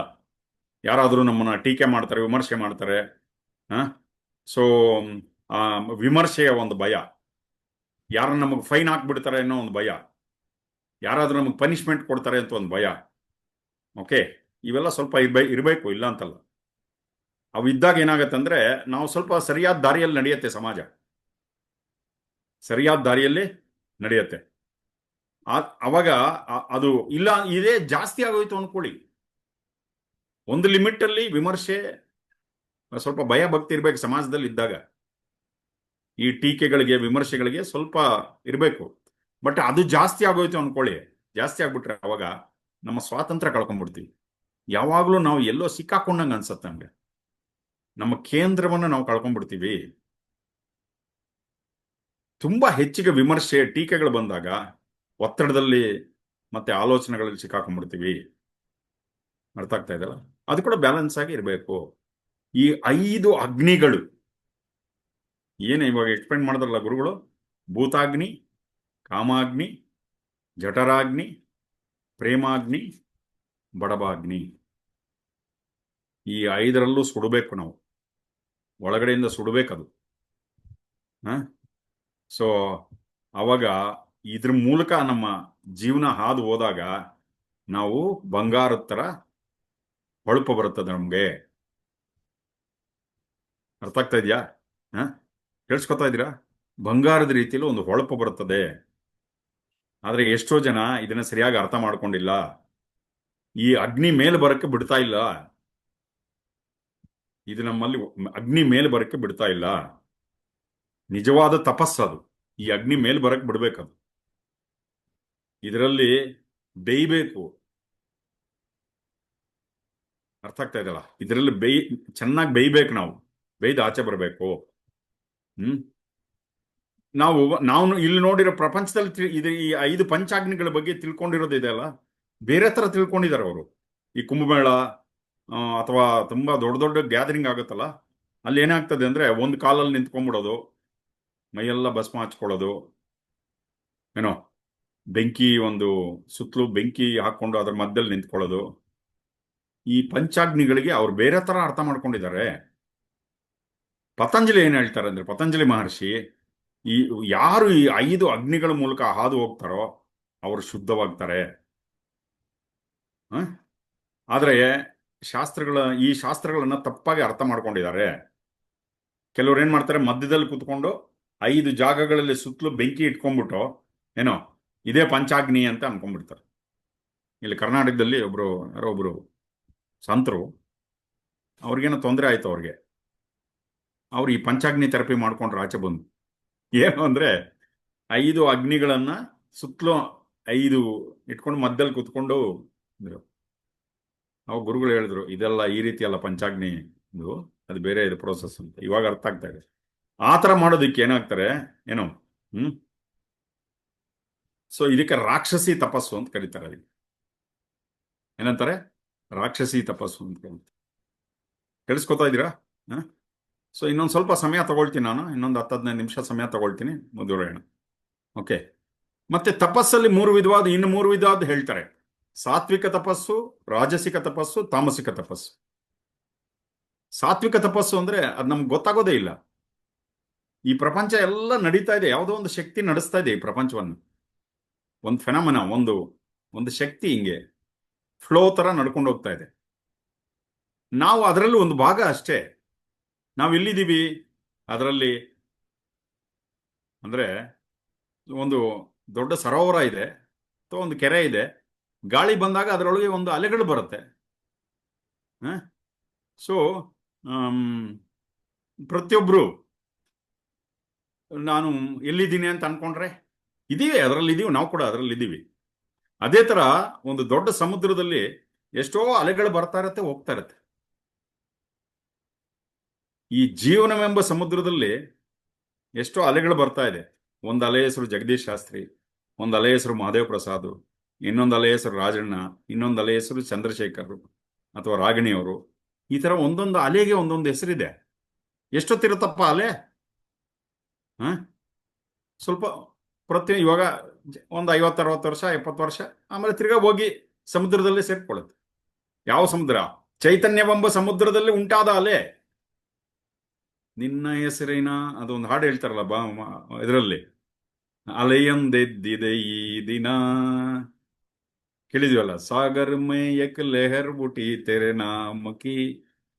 ಚೈತನ್ಯವೆಂಬ ಸಮುದ್ರದಲ್ಲಿ ಜಗದೀಶ್ ಶಾಸ್ತ್ರಿ ಒಂದು ಅಲೆ, ಮಹದೇವ್ ಪ್ರಸಾದ್ ಅವರು ಒಂದು ಅಲೆ, ರಾಜಣ್ಣ ಅನ್ನೋರು ಒಂದು, ಈ ತರ ಒಬ್ಬೊಬ್ರು ಒಂದೊಂದು ಅಲೆ ಬರ್ತಾ ಇದೆ. ಒಂದು 60-70 ವರ್ಷ ಇರುತ್ತೆ ಒಂದೊಂದು ಅಲೆ. ಸೊ ಬಂದು ಈ ಜೀವನವೆಂಬ ಬೆಂಕಿಯಲ್ಲಿ ಇದ್ಬಿಟ್ಟು ಆ ಒಂದು ಅರಿವಿಕೆಯಲ್ಲಿ ಇದ್ದು ವಾಪಸ್ ಹೋಗ್ತಾ ಇದೆ ಅದು. ಆ ರೀತಿಯಾಗಿ ನೋಡ್ಬೇಕು. ಇದಕ್ಕೆ ಸಾತ್ವಿಕ ತಪಸ್ಸು ಅಂತ ಕರೀತಾರೆ. ಅರ್ಥ ಆಗ್ತಾ ಇದೆಯಲ್ಲ? ಈ ಜೀವನವೆಂಬ ಒಂದು ಅಗ್ನಿಯೊಳಗೆ, ಈ ಅರಿವಿನೊಳಗೆ ಬಂದು ಇದ್ಬಿಟ್ಟು ತಿರ್ಗಾ ವಾಪಸ್ಸು. ಇದಕ್ಕೆ ಸಾತ್ವಿಕ ತಪಸ್ಸು ಅನ್ನೋದು. ನಾನು ಈ ಸೃಷ್ಟಿಯಲ್ಲಿ ನಾನು ಕೂಡ ಒಂದು ಭಾಗ, ಈ ಚೈತನ್ಯವೆಂಬ ಸಾಗರದಲ್ಲಿ ನಾನು ಕೂಡ ಒಂದು ಅಲೆ, ಈ ರೀತಿಯಾಗಿ ನೋಡ್ಕೊಂಡ್ರೆ ಅದಕ್ಕೆ ಸಾತ್ವಿಕ ತಪಸ್ಸು. ರಾಜಸಿಕ ತಪಸ್ಸು ಬಗ್ಗೆ ಹೇಳ್ತಾ ಇದ್ದಾರೆ. ಏನು ಅಂದ್ರೆ ಏನಾದ್ರೂ ಅಚೀವ್ ಮಾಡಬೇಕು, ಸೇವೆ ಮಾಡೋದ್ರಿಂದ ಯಾವುದೋ ಒಂದು ಉದ್ದೇಶ ಇರುತ್ತೆ. ಇದೊಂಥರ ಮಿಕ್ಸ್ಡ್ ಎಫೆಕ್ಟ್ ಇದು. ಶೋ ಆಫ್ಗೆ ಸೇವೆ ಮಾಡೋದು ಇಲ್ಲಿ ಹೇಳ್ತಾ ಇದ್ದಾರೆ. ಒಂದು ಏನೇ ಮಾಡಿದ್ರು ಶೋ ಆಫೇ. ಒಂದು ಉಪವಾಸ ಮಾಡಲಿ, ಒಂದು ಧ್ಯಾನ ಮಾಡಲಿ, ಒಂದು ಸೇವೆ ಮಾಡಲಿ, ಅದನ್ನೆಲ್ಲ ತೋರಿಸ್ಕೊಬೇಕು. ಎಲ್ಲ ಒಂಥರ ನಾನು ಇದಕ್ಕೆ ರಾಜಸಿಕ ತಪಸ್ಸು ಅಂತ ಹೇಳ್ತಾ ಇದ್ದಾರೆ ಗುರುಗಳು. ಮೂರನೇದು ಯಾವುದು? ತಾಮಸಿಕ ತಪಸ್ಸು, ಅಂದ್ರೆ ರಾಕ್ಷಸಿ ತಪಸ್ಸು. ಅವ್ರನ್ನವರೇ ಗೋಳೈಕೊಂತಾರೆ, ಶರೀರವನ್ನು ಗೋಳೈಕೊಳ್ಳೋದು. ಇನ್ನೊಬ್ಬರನ್ನ ಗೋಳೈಕೊಂಡ್ರೆ ಬಿಡಲ್ವಲ್ಲ, ಸುಮ್ಮನೆ ಬಿಡಲ್ವಲ್ಲ. ಅದಕ್ಕೆ ಅವ್ರಿಗೆ ಸಿಗೋದು ಯಾವುದು? ಇಮಿಡಿಯೇಟ್ಲಿ ಕೈಗೆ ಸಿಗೋದು ಅವ್ರ ಶರೀರ ಸಿಗತ್ತೆ. ಸೊ ಶರೀರ ಮುಳ್ಳಿನ ಮೇಲೆ ನಡಿ, ಅದ ತಮ್ಮ ಶರೀರ ಅಂತ ಅವ್ನು ಗೋಳಿಕಿದ್ರೆ ಯಾರು ಕೇಳೋರಿಲ್ವಲ್ಲ. ಮುಳ್ಳು ಚುಚ್ಕೋ, ಬೆನ್ನಲ್ಲಿ ಮುಳ್ಳು ಚುಚ್ಕೋ, ಏನ್ ಬೇಕೋ ಎಲ್ಲ ಮಾಡ್ತಾರೆ. ಬೆಂಕಿ ಮೇಲೆ ನಡಿ, ಇದು ತಾಮಸಿಕ ತಪಸ್ಸು. ಸೊ ಏನ್ ಮಾಡುತ್ತೆ ತಪಸ್ಸು? ಯಾಕೆ ನಾವು ಈ ತಪಸ್ಸು ಒಳಗೆ ಹಾದು ಹೋಗ್ಬೇಕು? ಇದು ನಮಗೆ ಶಕ್ತಿಯನ್ನು ಕೊಡುತ್ತೆ, ನಮ್ಮನ್ನ ಶುದ್ಧವನ್ನಾಗಿ ಮಾಡುತ್ತೆ. ತಪಸ್ಸಿನ ಒಂದು ಉದ್ದೇಶನ ಅದು. ಆದ್ರೆ ಒಂದೊಂದ್ಸರಿ ಏನಾಗ್ಬಿಡುತ್ತೆ, ಈ ತಪಸ್ಸು ಅಹಂಕಾರವನ್ನು ಹುಟ್ಟಾಕ್ಬಿಡುತ್ತೆ.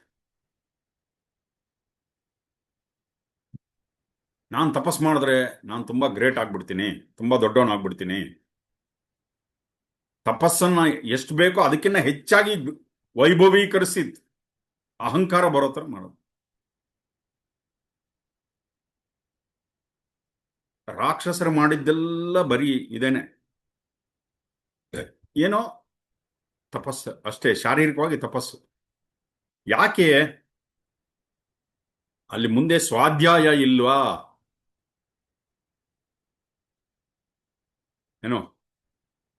ತಪಸ್ಸು ಆದ ತಕ್ಷಣ ನೆಕ್ಸ್ಟ್ ಮಾಡಬೇಕಾಗಿರೋದೇನು ಅಂದ್ರೆ ಸ್ವಾಧ್ಯಾಯ ಬೇಕು. ಸ್ವಾಧ್ಯಾಯ ಇಲ್ಲ ಅಂದ್ರೆ ಅದು ಅಹಂಕಾರಕ್ಕೆ ಟರ್ನ್ ಆಗತ್ತೆ. ಸ್ವಾಧ್ಯಾಯ ಇಲ್ಲದಂತ ತಪಸ್ಸು ಅಹಂಕಾರಕ್ಕೆ ಕಾರಣವಾಗತ್ತೆ. ಅರ್ಥ ಆಗ್ತಾ ಇದೆಯಾ? ಕೇಳಿಸ್ಕೊತಾ ಇದೀರಾ? ಸೊ ಕ್ರಿಯಾಯೋಗದಲ್ಲಿ ಎರಡನೇ ಒಂದು ವಿಷಯ ಬಂದು ಯಾವುದು ಅಂದ್ರೆ ಸ್ವಾಧ್ಯಾಯ. ನಮ್ಮನ್ನು ನಾವು ಗಮನಿಸ್ಕೊಳ್ಳೋದು, ಸೆಲ್ಫ್ ಸ್ಟಡಿ. ಸ್ವಾಧ್ಯಾಯ ಅಂದ್ರೆ ಏನು? ನಮ್ಮನ್ನು ನಾವು ಗಮನಿಸ್ಕೊಳ್ಳೋದು. ಏನಪ್ಪ ಗಮನಿಸೋದು? ನಮ್ಮ ಉಸಿರನ್ನು ಗಮನಿಸೋದು. ಇಲ್ಲಿ ಹೇಳ್ತಾ ಇದ್ದಾರೆ ಗುರುಗಳು, ಅಬ್ಸರ್ವಿಂಗ್ ಒನ್ಸ್ ಬ್ರೆತ್. ಉಸಿರನ್ನು ಗಮನಿಸೋದು, ನಮ್ಮಲ್ಲಿ ಉಂಟಾಗುವಂತಹ ಭಾವನೆಗಳನ್ನು ಗಮನಿಸೋದು. ಈ ಆಲೋಚನೆಗಳೆಲ್ಲ ಎಲ್ಲಿಂದ ಬರ್ತಾ ಇದೆ, ಈ ಭಾವನೆಗಳೆಲ್ಲ ಎಲ್ಲಿಂದ ಬರ್ತಾ ಇದೆ, ಅದ್ರ ಬಗ್ಗೆ ಆಶ್ಚರ್ಯ, ಅದನ್ನು ಗಮನಿಸ್ತಾ ಹೋಗೋದು, ಅದನ್ನ ಅಧ್ಯಾಯ ಮಾಡ್ತೀವಿ. ಇದಕ್ಕೆ ಸ್ವಾಧ್ಯಾಯ. ಇಲ್ಲಾಂದ್ರೆ ಸ್ವಾಧ್ಯಾಯ ಅಂತ ಕೆಲವರು ಏನ್ ಹೇಳ್ತಾರೆ ಅಂದ್ರೆ, ಯಾವುದೋ ಶಾಸ್ತ್ರಗಳನ್ನು ಓದೋದು ಅದು ಸ್ವಾಧ್ಯಾಯ ಅಂತ ಅನ್ಕೊಂಡ್ಬಿಟ್ಟಿದ್ದಾರೆ. ಅಲ್ಲಿ ಕೂಡ ಅವರವರ ಅನುಭವಗಳನ್ನ ಹೇಳಿರುವಂಥದ್ದೇ, ಇಲ್ಲ ಅಂತಲ್ಲ. ಸೊ ನಮ್ಮನ್ನು ನಾವು ಗಮನಿಸ್ಕೊಳ್ಳೋದಿದೆಯಲ್ಲ, ಇದನ್ನೇ ಸ್ವಾಧ್ಯಾಯ ಅಂತ ಹೇಳೋದು. Observing the self it self is ಸ್ವಾಧ್ಯಾಯ. ಸ್ವ ಅಂದ್ರೆ ಸೆಲ್ಫ್, ಅಧ್ಯಾಯ ಅಂದ್ರೆ ಸ್ಟಡಿ. ನಮ್ಮನ್ನು ನಾವು ಗಮನಿಸುವಂಥದ್ದು. ಯಾವುದನ್ನು ಗಮನಿಸೋದು? ಮನಸ್ಸನ್ನು ಗಮನಿಸೋದು, ಈ ಬುದ್ಧಿಯನ್ನು ಗಮನಿಸೋದು. ಹೇಗೆ ಈ ಬುದ್ಧಿ ಹಗಲು ರಾತ್ರಿ ಕೆಲಸ ಮಾಡುತ್ತೆ, ಯಾವ ರೀತಿಯಾದ ತರ್ಕ, ಏನೋ ಒಂದೊಂದ್ಸರಿ ಕುತರ್ಕ, ಅದು ಕೂಡ ಮಾಡುತ್ತೆ ಬುದ್ಧಿ. ಮತ್ತೆ ಇದೆಲ್ಲ ಮಾಡಿ ತನ್ನನ್ನು ತಾನು ಸಮರ್ಥಿಸ್ಕೊಳ್ಳುತ್ತೆ, ನಾನು ಮಾಡಿದ್ದೆ ಕರೆಕ್ಟು ಅಂತ ಸಮರ್ಥಿಸ್ಕೊಂಡು ಕಾಪಾಡ್ಕೊಳ್ಳೋಕೆ ಪ್ರಯತ್ನ ಮಾಡುತ್ತೆ. ನೋಡಿದ್ದೀರಾ, ನಮ್ಮ ಬುದ್ಧಿ, ನಮ್ಮ ಮನಸ್ಸು ಹತ್ರ ಮಾಡುತ್ತೆ. ಎಷ್ಟೋ ಕಂಪ್ಲೇಂಟ್ಸ್ ಬರುತ್ತೆ ಒಳಗೆ, ಎಷ್ಟೋ ಕೋರಿಕೆಗಳು ಬರುತ್ತೆ, ಎಷ್ಟೋ ಭಯಗಳು ಬರುತ್ತೆ, ಎಷ್ಟೋ ಉದ್ವೇಗಗಳು ಬರುತ್ತೆ ಈ ಮನಸ್ಸಿನಲ್ಲಿ. ಅದನ್ನೆಲ್ಲ ಗಮನಿಸ್ಬೇಕು. ಇದು ಸ್ವಾಧ್ಯಾಯ. ಏನು ಸ್ವಾಧ್ಯಾಯ ಅಂದ್ರೆ ಏನು ಅಂತ ಇಲ್ಲಿ ಹೇಳ್ತಾ ಇದಾರೆ. ಈ ಒಳಗಡೆ ಕುದೀತಾ ಇದೆಯಲ್ಲ, ಅದನ್ನ, ಆ ಒಂದು ಲೇಯರ್, ಆ ಪೊರೆಯನ್ನು ಗಮನಿಸಿ.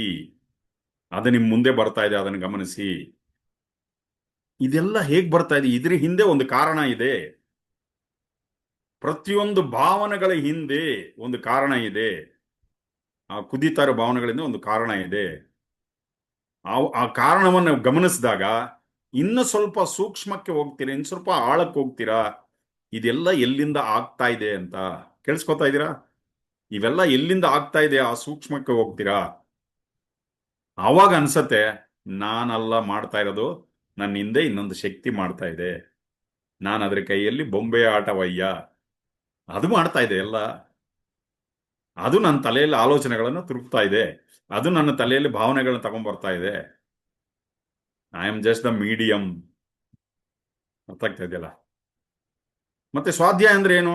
ನಮ್ಮಲ್ಲಿ ಬರುವಂತಹ ಮೋಟಿವ್, ನಾವು ಮಾಡುವಂತ ಕೆಲಸಗಳ ಹಿಂದೆ ಉದ್ದೇಶಗಳು. ನಮ್ಗೇನ್ ಬೇಕೋ ಅದನ್ನ ಮಾಡಕ್ ಹೋಗಲ್ಲ ನಾವು, ಇನ್ನೊಬ್ರಿಗೆ ಏನ್ ಬೇಕೋ ಅದನ್ನ ಮಾಡಕ್ ಹೋಗ್ತೀವಿ ನಾವು. ನನ್ನ ಬಗ್ಗೆ ಅವ್ರೇನ್ ಅನ್ಕೊಳ್ತಾರೆ, ಇವ್ರೇನ್ ಅನ್ಕೊಳ್ತಾರೆ. ಎಷ್ಟೋ ಸರಿ ನಮ್ಗೇನ್ ಬೇಕು ಅನ್ನೋದ್ರ ಬಗ್ಗೆ ನಮ್ಗೆ ಕ್ಲಾರಿಟಿ ಇರೋದಿಲ್ಲ, ಯಾಕಂದ್ರೆ ನಾವು ಅದನ್ನ ನೋಡ್ಕೊಂಡಿಲ್ಲ ಒಳಗಡೆಯಿಂದ. ಅರ್ಥ ಆಗ್ತಾ ಇದೆಯಲ್ಲ?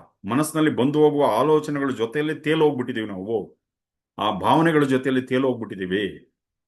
ಆಸೆಗಳು, ಏನು ಕೋರಿಕೆಗಳು ಉಂಟಾಗತ್ತಲ್ಲ, ಅದರಲ್ಲಿ ತೇಲೋಗ್ಬಿಟ್ಟಿದೀವಿ ನಾವು. ತಿಳಿಸ್ಕೊತಾ ಇದ್ದೀರಾ?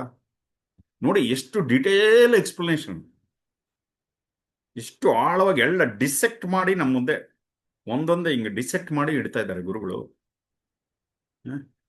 ಎಷ್ಟು ಸರಿ ನಮ್ಗೆ ಬರೋ ಆಸೆಗಳು ನಮ್ದಲ್ವಂತೆ, ಕೋರಿಕೆಗಳು ಆಚೆ ಕಡೆ ಇನ್ಫ್ಲೂಯೆನ್ಸ್ ಆಗಿ ಬರುತ್ತೆ ಎಕ್ಸ್ಟರ್ನಲ್ ಫ್ಯಾಕ್ಟರ್ ಇಂದ, ನಾವು ತಗೊಳ್ಳೋ ಆಹಾರದಿಂದ, ಅಥವಾ ಯಾವುದೋ ಒಂದು ಘಟನೆಯಿಂದ, ಪರಿಸ್ಥಿತಿಗಳಿಂದ, ಅಥವಾ ನಾವು ಯಾರ ಸಂಘದಲ್ಲಿ ಇರ್ತೀವಿ ಅದರಿಂದ ನಮ್ಮಲ್ಲಿ ಆಸೆಗಳ ಪ್ರವಾಹ ಉಂಟಾಗ್ತದೆ. ಅದು ನಂದೇ ಅಂತ ಅನ್ಕೊಂಡು ಅದನ್ನ ಹಿಡ್ಕೊಳ್ತೀವಂತೆ ನಾವು. ಅದಕ್ಕೆ ಅದು ಪೂರೈಸಿದ್ರು ಕೂಡ ನಿಮ್ಗೆ ಆಸೆ ಇಲ್ಲ, ಅದು ಏನು ಮನಃಶಾಂತಿ ಇಲ್ಲ, ನೀವು ಸಂತೋಷವಾಗಿಲ್ಲ. ಅರ್ಥ ಆಗ್ತಾ ಇಲ್ಲ? ಸೊ ಅದಕ್ಕೆ ನಿಮ್ ಬಗ್ಗೆ ನೀವು ಒಂದ್ಸರಿ ಆಶ್ಚರ್ಯ ಪಡಿ. ನೀವ್ ಯಾರು? ನೀವ್ ಏನು? ಈ ಶರೀರವನ್ನ ಶುದ್ಧಿ ಮಾಡ್ಕೊಂಡ್ರಪ್ಪ, ನೀವು ಈ ಶರೀರನ ಪ್ರಶ್ನೆ ಕೇಳ್ತಾ ಇದ್ದಾರೆ. ಮನಸ್ಸನ್ನ ಶಾಂತವಾಗಿ ಮಾಡ್ಕೊಂಡ್ರಿ, ನೀವು ಮನಸ್ಸ, ಆಲೋಚನೆಗಳು ಬಂದು ಹೋಗ್ತಾ ಇದೆ, ನೀವು ನಿಮ್ಮ ಆಲೋಚನೆಗಳ, ಭಾವನೆಗಳು ಬಂದು ಹೋಗ್ತಾ ಇದೆ, ನೀವು ಭಾವನೆಗಳ. ಹಾಗಾದ್ರೆ ನೀವು ಯಾರು? ಇದು ಸೆಲ್ಫ್ ಸ್ಟಡಿ. ಸ್ವಾಧ್ಯಾಯ ಅಂದ್ರೆ ಇದು. ಏನು, ನಮ್ಮನ್ನ ಯಾವುದು ಗೊತ್ತಿಲ್ಲದೆ ಇರುವ ಒಂದು ವಿಶ್ವ ಇದೆಯಲ್ಲ, ಒಂದು ದೊಡ್ಡ ಮಹಾಶಕ್ತಿ ಒಂದು ಇದೆಯಲ್ಲ, ಅದರ ಕಡೆ ಕರ್ಕೊಂಡು ಹೋಗ್ತದೆ. ಸ್ವಾಧ್ಯಾಯ ಏನ್ ಮಾಡುತ್ತೆ? ಒಂದು ಹೆಜ್ಜೆ ನಮ್ಮನ್ನ ದುಃಖದಿಂದ ಆಚೆ ತಗೊಂಬಂದು, ಮತ್ತೆ ಏನು ಒದ್ದಾಡ್ತಾ ಇದೀವಿ ಅದರಿಂದ ಆಚೆ ತಗೊಂಡ್ಬರುತ್ತೆ ಸ್ವಾಧ್ಯಾಯ ನಮ್ಮನ್ನ. ಕೇಳಿಸ್ಕೊತಾ ಇದ್ದೀರಾ? Real with me? Yeah. So ಅದಕ್ಕೆ ಭಗವಾನ್ ಬುದ್ಧ ಅದ್ಭುತವಾಗಿ ಒಂದು ಮಾತು ಹೇಳ್ತಾರೆ. ಏನು? ಮೊದಲನೇದೇನು? ಕಾಯಾನುಪಶ್ಚನ. ಕಾಯಾನುಪಶ್ಚನ ಅಂದ್ರೆ ಶರೀರವನ್ನು ಗಮನಿಸು. ಶರೀರವೇ ಸ್ವಾಧ್ಯಾಯ. ಶರೀರದಲ್ಲಿ ಏನಾಗ್ತಾ ಇದೆ ಅದನ್ನೆಲ್ಲವನ್ನು ಗಮನಿಸು, ಅದು ತಪಸ್ಸು. ವೇದನಾನುಪಶ್ಚನ, ಮನಸ್ಸಿನಲ್ಲಿ ಏನಾಗ್ತಾ ಇದೆ, ಸಂವೇದನೆಗಳು ಬರ್ತಾ ಇದೆ, ಒಳ್ಳೆ ಸಂವೇದನೆ, ಎಲ್ಲ ಅದನ್ನೆಲ್ಲ ಗಮನಿಸು. ಚಿತ್ತಾನುಪಶ್ಚನ, ಮನಸ್ಸನ್ನು ಗಮನಿಸು. ಅದರಲ್ಲಿ ಬರ್ತಾರಂತ ಹಿಂದಿನ ಜನ್ಮದ ಏನೇನು ಇಂಪ್ರೆಷನ್ ವಾಸನೆಗಳೆಲ್ಲ ಬರ್ತಾ ಇದ್ದಿಲ್ಲ, ಅದನ್ನು ಗಮನಿಸು. ಆಲೋಚನೆಗಳ ಗಮನಿಸು, ಭಾವನೆಗಳನ್ನು ಗಮನಿಸು. ದಮ್ಮಾನುಪಶ್ಯಣ, ನಿನ್ನ ಸ್ವಭಾವವನ್ನ ಗಮನಿಸ್ತಾ ಬಾ. ಸೊ ಇದನ್ನ ಮಾಡೋದ್ರಿಂದ, ಸ್ವಾಧ್ಯಾಯ ಮಾಡೋದ್ರಿಂದ ಏನ್ ಲಾಭ, ಏನ್ ಸಿಗತ್ತೆ ಅಂದ್ರೆ ಇಷ್ಟ ದೇವತಾ ಸಂಪ್ರಯೋಗ. ಇಷ್ಟ ದೇವತಾ ಸಂಪ್ರಯೋಗ, ಆ ಒಂದು ಸೂಕ್ಷ್ಮವಾದ ದೇವತಾ ಶಕ್ತಿಗಳು, ಆ ಚೈತನ್ಯದ ಜೊತೆ ಒಂದು ಕನೆಕ್ಷನ್ ಉಂಟಾಗುತ್ತೆ. ಅದ್ರ ಗೊತ್ತಾಗ್ತದೆ, ಅದ್ರ ಜೊತೆ ಕನೆಕ್ಷನ್ ಉಂಟಾಗುತ್ತೆ. ಅದಕ್ಕೆ ಸ್ವಾಧ್ಯಾಯ ಕಂಟಿನ್ಯೂಸ್ ಆಗಿ ರೆಗ್ಯುಲರ್ ಬೇಸಿಸ್ ಹೇಳ್ತಾ ಇದ್ದಾರೆ. ಯಾವತ್ತೋ ಒಂದ್ ದಿವಸ ಉಸಿರನ್ನು ನೋಡಿ ಬಿಟ್ಬಿಡೋದಲ್ಲ, ಯಾವತ್ತೋ ಒಂದ್ ದಿವಸ ಮನಸ್ಸನ್ನು ನೋಡಿ ಬಿಟ್ಬಿಡೋದಲ್ಲ, ಇದನ್ನ ರೆಗ್ಯುಲರ್ ಬೇಸಿಸ್ ಆಗಿ ಮಾಡಿ ಅಂತ ಹೇಳ್ತಾ ಇದ್ದಾರೆ. ಪ್ರಶ್ನೆ ಏನಿಲ್ಲಿ, ನಾನು ಯಾರು? ಅದು ಕೂಡ ಸ್ವಾಧ್ಯಾಯದ ಒಂದು ಭಾಗನೇ. ನಮ್ಮನ್ನು ನಾವು ತಿಳ್ಕೊಳ್ಳುವಂಥದ್ದು ಅದು ಸ್ವಾಧ್ಯಾಯದ ಬಂದು. ನಾನು ಯಾರು, ಈ ಪ್ರಪಂಚ ಅಂದ್ರೆ ಏನು, ಏನು ಈ ತರ ಇದೆ ಪ್ರಪಂಚ, ನಾನು ಎಷ್ಟು ವರ್ಷ ಇಲ್ಲಿರ್ತೀನಿ, ಇದೇನು ಶಾಶ್ವತನ ಇದು? ಇಲ್ಲ ನಾವು ಯೋಚನೆ ಮಾಡ್ತಾ ಇರೋದೇನು ಅಂದ್ರೆ ಅವ್ರ ಹಂಗಂದ್ರು ಇವ್ರ ಹಿಂಗಂದ್ರು ಇದ್ರ ಮೇಲೆ ಹೋಗ್ಬಿಡುತ್ತೆ. ಅವೆಲ್ಲ ಅಲೆಗಳ ತರ ಬಂದು ಹೋಗ್ತಾ ಇದೆ. ಆ ರೀತಿ ಗಮನಿಸಿ ಅದನ್ನ. ಇದನ್ನ ಈ ರೀತಿಯಾಗಿ ನೋಡ್ಕೊಂಡಾಗ ನಮ್ಮನ್ನ ಇನ್ನೊಂದು ಸ್ಥಿತಿಗೆ ತೆಗೆದುಕೊಂಡು ಹೋಗಿ ನಿಲ್ಸತ್ತೆ.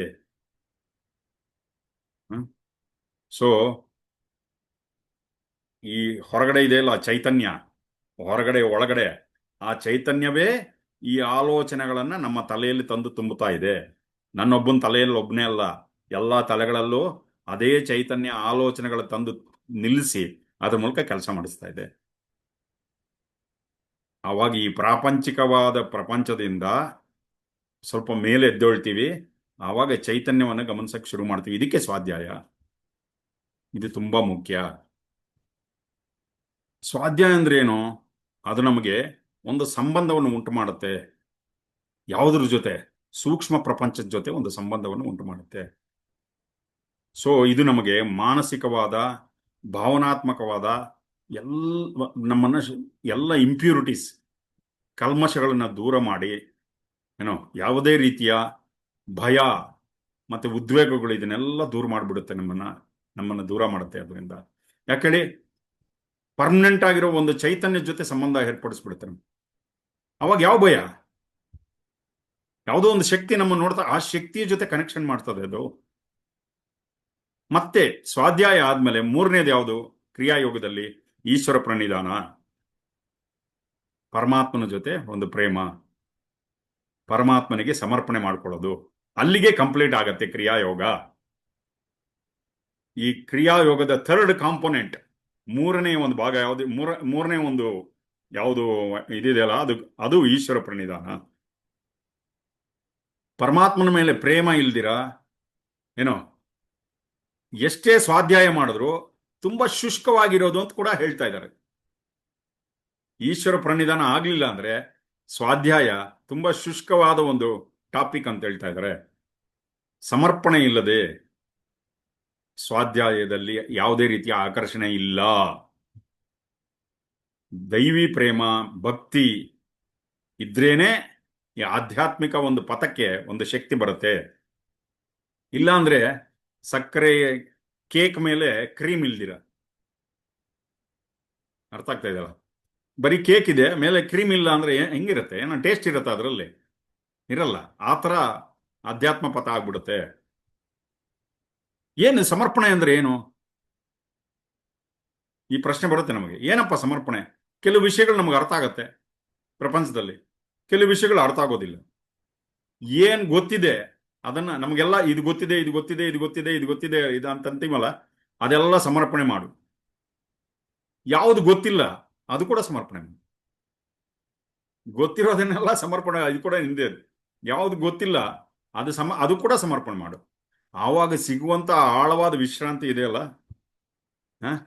ಅದು ಸಮರ್ಪಣೆಯಲ್ಲಿ ಮಾತ್ರನೇ ಸಿಗುವಂಥದ್ದು. ಗೊತ್ತಾಗ್ತಾ ಇದೆಯಾ ಎಂದು ಹೇಳ್ತಾರೆ? ಹೇಗೆ ಪರಮಾತ್ಮನ ಬಗ್ಗೆ ಒಂದು ಪ್ರೇಮ ಉಂಟಾಗತ್ತೆ? ನಾನು ಸಮರ್ಪಣೆ ಮಾಡಬೇಕು ಅಂತಿದ್ದೀನಿ, ಹೇಗೆ ನಮ್ಮಲ್ಲಿ ಅದು ವಿಕಸನ ಒಂದು ಬ್ಲಾಸಮ್ ಆಗತ್ತೆ, ಬರುತ್ತೆ ಅಂತ ಫಸ್ಟ್ ಸ್ಟೆಪ್ ಹೇಳ್ತಾರೆ ಗುರುಗಳು. ಏನೋ ನಾನು ಬೇರೆ ಪರಮಾತ್ಮ ಬೇರೆ ಅಂತ ನೋಡು. ಪರಮಾತ್ಮ ನಾನು. ಯಾಕಂದ್ರೆ ಶರಣಾಗತಿ ಮಾಡಬೇಕು ಅಂದ್ರೆ ಇಬ್ರು ಇರ್ಬೇಕು ತಾನೆ. ಶರಣಾಗತಿ ಮಾಡುವವರು ಯಾರಿಗೆ ಶರಣಾಗತಿ ಆಗ್ತೀವೋ ಅದು ಏನೋ ಎಲ್ಲ ಗುಣಗಳು, ಸರ್ವಶಕ್ತ ನೀನು, ಸರ್ವವ್ಯಾಪಕ ನೀನು, ಸರ್ವಜ್ಞ ನೀನು, ನನಗೇನು ಗೊತ್ತಿಲ್ಲ, ನಾನೇನು ಅಲ್ಲ ಅಂತ ಹೇಳ್ಕೊಂಡು ಅವನಿಗೆಲ್ಲ ಸಮರ್ಪಣೆ ಮಾಡೋದು. ನನಗೇನು ಗೊತ್ತಿಲ್ಲ, ನನ್ನೊಳಗೆ ಕೂಡ ನೀನೇ ಇದೆಯಾ ಅಂದಾಗ ಅವಾಗೇನಾಗುತ್ತೆ, ಅವನು ನಾನು ಒಂದಾಗು. ಇದು ಸೆಕೆಂಡ್ ಸ್ಟೆಪ್. ನೀನು ನಾನು ಎಲ್ಲ ಒಂದೇ, ನನ್ನೊಳಗೆ ಕೂಡ ನೀನಿದೆಯಾ ಏನೋ. ಈ ಶರೀರ ನಿಂದೆ, ಈ ಮನಸ್ಸು ನಿಂದೆ, ಇಲ್ಲಿ ಏನೇನು ಘರ್ಷಣೆಗಳು ಬರುತ್ತಲ್ಲ ನನ್ನ ತಲೆಯಲ್ಲಿ ಅದೆಲ್ಲ ನಿಂದೆ. ಇದೊಂದು ತಂತ್ರವನ್ನು ತಿಳ್ಕೊಂಡ್ರೆ ಸಾಕು, ಇದು ನಮ್ಮನ್ನ ಮತ್ತೆ ವಾಪಸ್ ಕರ್ಕೊಂಬಂದು ನಮ್ಮ ಕೇಂದ್ರದಲ್ಲಿ ನಿಲ್ಸತ್ತೆ. ಸೊ ಈಶ್ವರ ಪ್ರಣಿಧಾನ ಅನ್ನೋದು ತುಂಬಾ ಮುಖ್ಯ. ಜೈ ಗುರುದೇವ್.